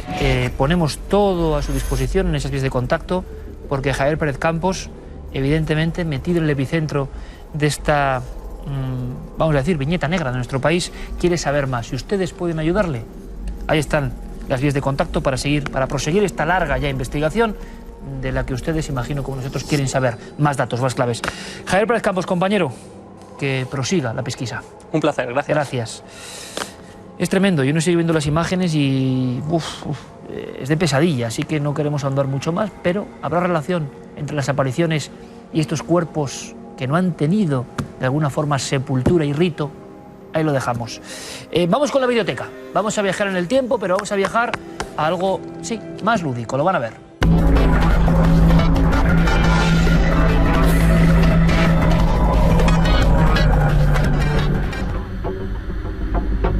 Verán, esta videoteca es visual, claro, como siempre, 60 segundos de una grabación antigua que nos hace viajar a otros mundos, pero también es, de alguna forma, sonora, porque la música que acompaña esas imágenes tiene un porqué.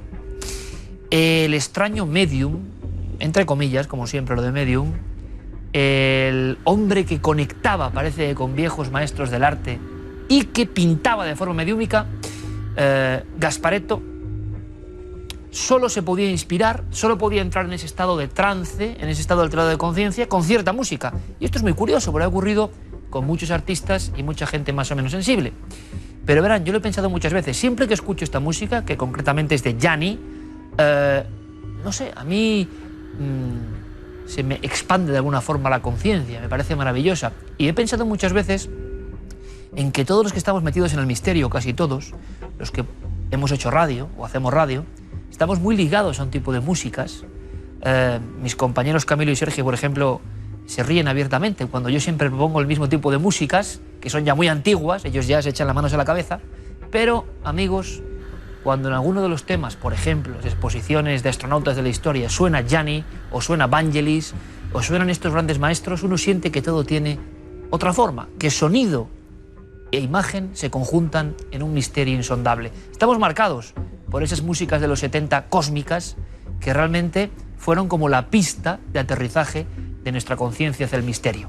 Bien, pues eso ocurría con Gasparetto. Gasparetto es un personaje extraño, creo que se ha dedicado además, curiosamente, después a los medios de comunicación, y no sé si seguirá con sus extrañas dotes. Como hoy hemos hablado del Prado y de grandes maestros, vamos con Gasparetto. Y que no se enfade nadie, pero si algo demuestra Gasparetto, no creo que sea la mediumnidad, sino lo difícil que es hacer verdadero arte, ¿no? Y cómo los grandes maestros que hemos visto al principio del programa tienen auténtica magia para plasmar de una forma extraordinaria todo ese contenido. Yo creo que Gasparetto, bueno, pues hizo una demostración delante del equipo de Fernando Jiménez del Oso y de JJ Benítez. Les hablo de una serie absolutamente mítica, En busca del misterio, principios de los años 90, una serie que se hizo y se emitió por autonómicas por todo el acontecimiento tremendo que era la Expo 92. Bueno, y ahí estaba Gasparetto, con unos lienzos en blanco. Solo podemos ver 60 segundos, pero la demostración incluía pinturas, incluía óleo. Él, con los ojos cerrados, entraba en conexión con algo, siempre según su palabra, y empezaba a pintar a palmetadas con las manos o dibujando de una forma que podríamos llamar arte automático. Esto decía él. Yo tengo mis dudas, evidentemente, pero el documento es para verlo, es para disfrutarlo. el documento y su música.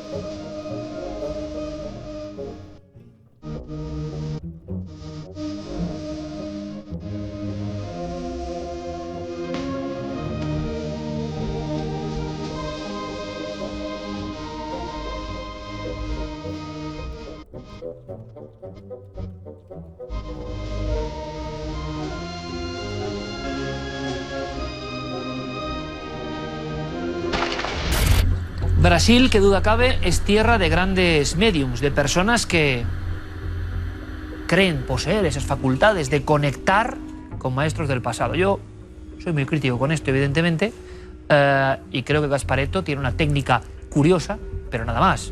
Eso de firmar como Monet o Renoir es como mucho firmar, ¿no? Pero, como digo, que no se enfade nadie. Es mi opinión, y en este programa quizás es lo último, la opinión personal del director.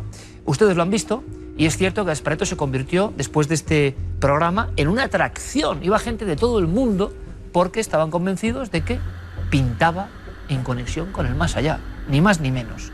Y la maravillosa música de Gianni de fondo, Standing in Motion.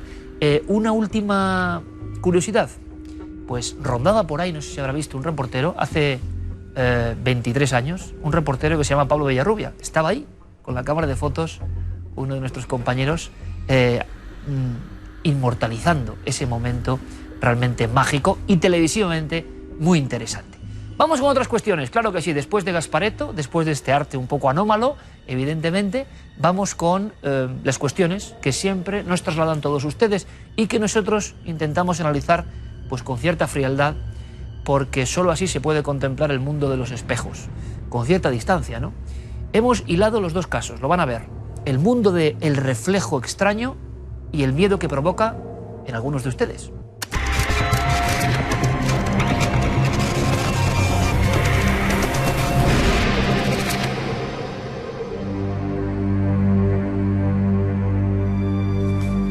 Primer caso de la semana, con ese elemento unificador esta noche, los espejos. Prestamos todos mucha atención. Pues nos contaba la historia José María, dice que se han ido a vivir a casa de sus suegros. Esto se la han dejado porque han tenido una niña hace poquito. Y entonces dice, bueno, como sabréis, todo el follón que lleva a preparar la habitación de una niña recién nacida, de una niña pequeña. Estaban muy a gusto hasta que la niña empieza a no querer dormir en esa habitación. Se despertaba, lloraba y ven que cuando es trasladada a la cama con su madre, todos esos llantos se paran, la vuelven a llevar a la habitación y lo mismo. No quería estar en esa estancia. Deciden que la niña duerma con la madre y él se va a dormir a esa habitación. Y es entonces cuando empieza su sufrimiento, porque así nos lo hace ver, nos lo refleja en las líneas que nos manda. Dice que no descansaba bien, luego empiezan las pesadillas, empieza a sentirse observado, a no estar bien dentro de esa habitación. Y se da cuenta en un momento dado que hay un espejo y centra todo en el espejo. Asegura que no sabe de dónde ha salido ese espejo, se lo ha preguntado a sus suegros, se lo ha preguntado a su mujer, nadie sabe cómo ha llegado el espejo a la casa. Y hay escenas un tanto inquietantes, sí, que hasta tal punto que él dice que el espejo juega con él y que él ve otra realidad detrás de ese cristal. Y dice, hay noches que me levanto, me pongo delante del espejo y puedo ver perfectamente que el hombre que está al otro lado no soy yo. Claro, por eso nos puede tener pedía muchas ayuda. lecturas, ¿no? Puede tener muchas lecturas, pero sabemos que es alguien que nos escribe, como muchos otros, angustiado. Habría que tranquilizar un poco, ¿no? Vamos a intentar dar una explicación y para eso está nuestra amiga Clara Tauces. José María nos cuenta un caso que, bueno, pues en principio nos está metiendo un elemento mágico como es el espejo. Los espejos han sido instrumentos utilizados desde la antigüedad para infinidad de operaciones mágicas, tienen una amplia simbología, incluso aparecen reflejados en narraciones y en mitologías y en cuentos, como Blancanieves, por ejemplo, en el que cumple un papel mágico de nuevo, y que bueno, pues todas estas leyendas son muy bonitas y aparecen recogidas en este libro, En la magia del espejo, de Javier Navarrete, un libro que yo recomiendo, pues que recoge todas estas tradiciones en torno al espejo. Pero bueno, esto es una cosa y otra es lo que nos estás contando, José María. Yo creo que en principio, como medida preventiva, lo primero que tienes que hacer es deshacerte de ese objeto, no porque vaya a causarte a ti un mal concreto ni un mal objetivo, sino porque, en mi opinión, te estás sugestionando e incluso obsesionando con este particular. Y para quitar este tipo de sugestión, lo primero es eliminar el elemento que te la está provocando, que es el espejo. No sabemos cuál es el detonante de por qué ha empezado a sucederte esto, ¿no? Pero sí que te digo que has cambiado los ritmos, los ciclos del sueño, no los tienes regulados. Eso también deberías vigilarlo con un médico, porque muchas veces la falta de descanso, sumado a una sugestión, puede hacernos ver o creer ver cosas y figuras e incluso personajes que no existen realmente y que no están ahí. Entonces, mi consejo, José María, es que te deshagas del objeto y que, en caso de que sigas teniendo este tipo de apreciaciones o situaciones anómalas, acudas a algún médico que te pueda ayudar a tratar estos trastornos del sueño y a regular y a recuperar un poco la normalidad de todos los días. Eso de mirarse al espejo y ver a otro, ¿no? Hay muchas posibilidades de interpretar el hecho, según la mirada, las gafas, el doctor que se aproxime a este tipo de fenomenologías. Pero lo cierto y verdad es que personajes de la talla, por ejemplo, lo decíamos hace unas semanas, de Abraham Lincoln, interpreta como una visión sobre su futuro, ¿no? Verse a sí mismo pero cambiado, envejecido. Los espejos, desde el principio del tiempo, han generado una gran fascinación, han sido pieza de oráculo de aproximarse a otra realidad absolutamente secreta para el ser humano, y por eso generan en todos nosotros una sensación un poco ambivalente y extraña, ¿no? Por ejemplo, nos escribe desde muy lejos un amigo, porque este programa ya llega a todo el mundo, y nos dice: vivo en un antiguo asentamiento indígena, Zipaquirá, cerca de Bogotá, y esto ocurrió en el año 2001. Una familia absolutamente normal, una casa y una zona de la casa donde no entra ningún estímulo de luz del exterior. Dice él, dice nuestro amigo, que en concreto se llama Álvaro Tinjacá, que sufrió un gran susto, y un susto que en toda la familia se ha interpretado también como un poco una señal que no saben cómo resolver y que de alguna forma les inquieta, en el sentido de que no han encontrado ningún caso parecido, y es verdad que es muy singular.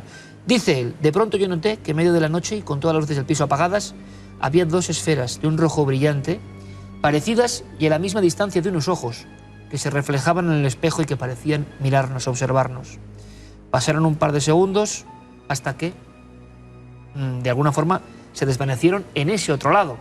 Él estaba tan aterrorizado que se fue corriendo a la habitación y se cobijó bajo las sábanas. Dice que es que no ha encontrado ningún paralelismo. Dos esferas que no se ven en este lado, pero allí sí, que parecen sólidas y que daba la sensación eso de vigilancia, de escrutarles, ¿no? Es curioso porque Álvaro, desde Colombia, dice: me gustaría que el equipo de Cuarto Milenio me ayudara a extender este extraño episodio. Por ejemplo, Santiago Vázquez, así pone él, cuyas explicaciones encuentro siempre apropiadas. Por lo tanto, dicho y hecho, Santiago Vázquez te contesta. Nos escribe Álvaro desde Colombia, un saludo desde aquí, contándonos una experiencia que he escuchado, que los investigadores de lo paranormal hemos escuchado en más de una ocasión, y son, en la oscuridad, esos ojos, aparentemente ojos rojos. Decirle que su caso no es único, es decir, que hay más casuística, que hay más fenomenología en este sentido, y por lo tanto que esté usted totalmente tranquila, porque, como digo, son muchas las personas que han experimentado este mismo fenómeno. Yo personalmente tengo actualmente un caso en estudio de una mujer, por entonces niña, que cuando rezaba por las noches veía en la oscuridad también precisamente esos ojos rojos. Yo descarto la alucinación visual porque también es su madre la que ve esos ojos rojos en la oscuridad. Ya tenía noticia, según nos dice, lo había visto antes. Por tanto, la alucinación visual en este caso queda completamente descartada. Los espejos, hay corrientes esotéricas que nos dicen que nos conectan con otras dimensiones, con otras realidades. Yo personalmente no soy partidario de colocar espejos donde uno duerme o donde uno se pueda ver reflejado mientras duerme. Es un fenómeno objetivo, son dos personas, usted y su madre, y en conclusión decirle que considero que se trata de un fenómeno en el que vieron una realidad trascendental, pero que ni mucho menos es el demonio. Esto que quede muy claro para su tranquilidad. De haber sido el demonio, una entidad maligna, diabólica, hubiera habido otros fenómenos mayores que afortunadamente no se dieron. Así que por favor, tranquilidad, sosiego y muchísimas gracias por su email. Un saludo muy cordial. Ahí está la respuesta de Santiago. Esperamos que satisfaga o que aclare algunas cuestiones a nuestro amigo Álvaro, que escribía desde Colombia. Y esperamos también que haya satisfacción a la hora del análisis de Guillermo León y de Carmen de las fotografías que siguen llegando a raudales, cada una con su propio secreto, con su propio misterio. Análisis fotográfico de Cuarto Milenio.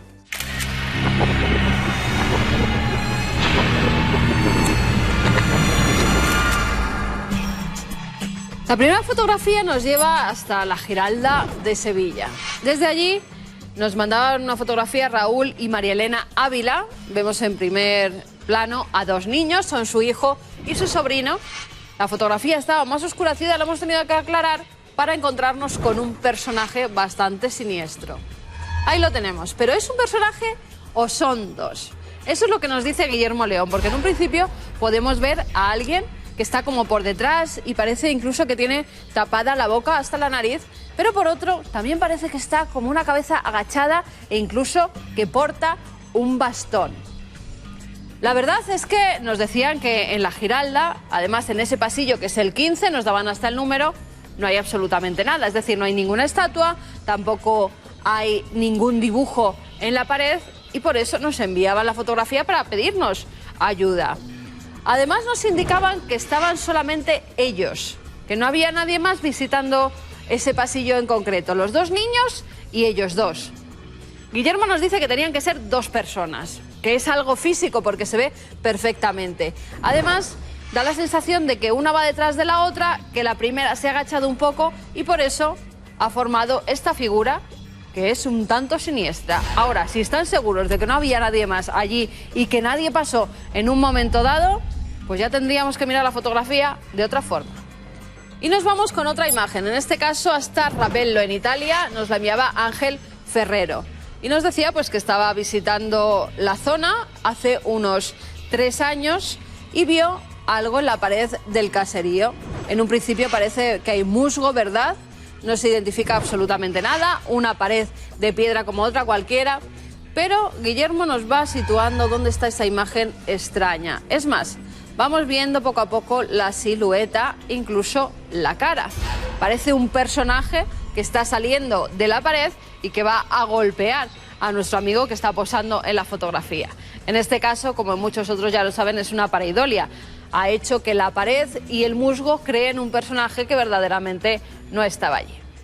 2 vías de contacto si quieren enviarnos fotografías que no pueden explicar a través del correo electrónico cuartomilenio@4.com y nuestro apartado de correos 18.189 con el código postal de Madrid 28080.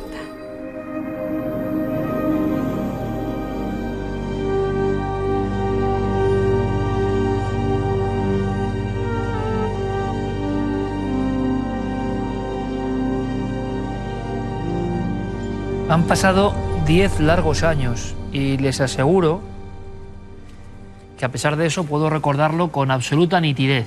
Verán, yo me encontraba en un parador nacional, concretamente en Jaén. Eran días de constante investigación y en mitad de la noche, en uno de esos sueños lúcidos, en uno de esos sueños que parece que son realidad, pero que no dejan de ser ese cajón desastre que se despliega cada noche ante nosotros, yo vi una niña, a los pies de la cama, era una niña que yo ya conocía, ya les contaré por qué, y que de alguna forma con su sola expresión me indicaba que siguiese buscando, que siguiese indagando. Esa niña se presentaba como una fotografía antigua porque era la forma en la que yo la había visto, horas antes, días antes, meses antes, en esa pesquisa que realmente nos traía locos, ¿no? Esa niña se llamaba Paquita y murió con 4 años. Por supuesto, yo estaba viendo un sueño, pero a través de ese sueño me llegaba una información o se me daba energía para continuar. Todo esto tenía que ver con las famosas caras de Belmez. Me encontraba en aquel momento investigando una parte de la historia que conectaba a los célebres rostros, que además son noticia ahora por un centro de interpretación que se ha inaugurado en mitad de la Sierra Magina, y que conectaban directamente, esa impresión tuvimos, con una tragedia antigua, con la Guerra Civil Española. De alguna manera, la niña más pequeña de aquella familia muerta en la Guerra Civil aparecía, o esa impresión daba, en uno de los retratos de las caras de Belmez. ¿Y por qué en mi obsesión surgía a los pies de la cama? Porque en el fondo, creo yo, quiero pensar, estaba tan metido en la historia que no hacía más que obsesionarme constantemente. Lo curioso, la anécdota, es que en aquel momento, bajando para desayunar en aquel maravilloso parador, en compañía también de Carmen, nos encontramos con el otro colega de investigación en aquel momento, Luis Mariano Fernández, gracias al cual habíamos iniciado toda la serie de pesquisas que nos llevaron a concluir en Tumba sin nombre, un libro que hicimos ya, como digo, hace 10 años. Y es que Luis Mariano me estaba contando el mismo sueño, ¿no? Como si esa niña, como si esa vieja fotografía nos dijese busca. Paquita de alguna forma se nos aparecía, entre comillas, en un sueño. ¿Por qué digo esto? Porque desde entonces, desde aquella investigación que para mí fue apasionante, de las más divertidas, incluso podría decir, quitándole dramatismo, a nivel personal que yo he vivido, creo que existe cierta relación que no podemos, ¿no?, cuantificar ni medir científicamente entre muertes injustas, entre tragedias y luego apariciones. Por eso entiendo también a mi compañero, a mi joven amigo Javier Pérez Campos, porque él, lo han visto, acaba de llegar del tema de las fosas de Tortosa, sigue enganchado con los alfaques y según va investigando se le van revelando nuevas pistas que parecen increíbles. Y él está metido en una órbita que para el común de los mortales sería incomprensible, porque el común de los mortales no está metido ahí. Cuando uno de lleno se sumerge, profundiza en los abismos de una investigación donde conviven las apariciones, sea lo que sean, y estas tragedias antiguas, empieza a ver que todo cobra una dimensión extraña a su alrededor, que las pistas, las sincronicidades, como decía Jung, surgen una y otra vez. He mencionado a Jung, y ya saben que él tenía muy a gala que si había un fenómeno extraño, el gran pensador, el gran científico Jung, había que intentar localizar habitualmente un cuerpo perdido, un cuerpo sin reclamar, un cuerpo sin nombre, una losa sin inscripción, y hacerle el rito correspondiente para que aquello descansase en paz. De alguna forma, el gran pensador se refería a los ritos más antiguos de la humanidad. Los muertos tienen que descansar, y eso lo han creído siempre todas las culturas. Ahora somos muy científicos y pensamos que esto son habladurías y lo apartamos, pero les aseguro que hasta hoy, a veces, pienso, ¿no?, en aquel sueño tan lúcido, tan vivido, tan real, que no parecía un sueño, y el que tuvo mi colega al mismo tiempo. Hay historias que da la impresión, quieren ser contadas y dan sus pistas para que el investigador de corazón continúe. Esto sé que suena a locura absoluta, pero lo creo así, sinceramente. Cuando uno se mete de verdad, a pecho descubierto y sin red en una historia, donde se combinan esos dos elementos, muerte, tragedia y desgracia, las pistas surgen como si algo quisiera poner fin de verdad, como si quisiera instrumentalizar al periodista, al investigador, creyente o no, me da lo mismo, para que fuese una herramienta para que todo eso por fin descanse. Ojalá logremos eso con la historia de los alfaques, porque poco hay que aprender de la muerte injusta, ¿no? Esto es el elemento que vertebra todo. Muertes injustas. ¿Se imaginan por un momento, más allá del reportaje, más allá de lo que hemos contado, más allá de la audiencia o no que nos dé este programa, más allá del espectáculo que a veces por desgracia es la muerte? ¿Se imaginan este hombre que ha estado aquí, viendo cómo todos sus amigos mueren, toda su familia muere y él solo ahí? ¿Qué mensaje es ese del destino? Quizá él, y lo hemos visto, nos ha enseñado que incluso se puede ser optimista en esas condiciones, que otro se hubiese hundido. Quizá le ha entendido con mucha crudeza que si se sigue viviendo después de una tragedia es para aprender que la vida es algo muy valioso, absolutamente valioso. Quizá no lo entendemos los que no hemos estado en esas circunstancias. Qué curioso, ¿no? Qué injusto también. Los que no hemos perdido a toda la familia o amigos, a veces malgastamos la vida o hacemos cosas. También hay un mensaje, ¿no? También se puede aprender. También la tragedia nos da su código. De nosotros depende entenderlo.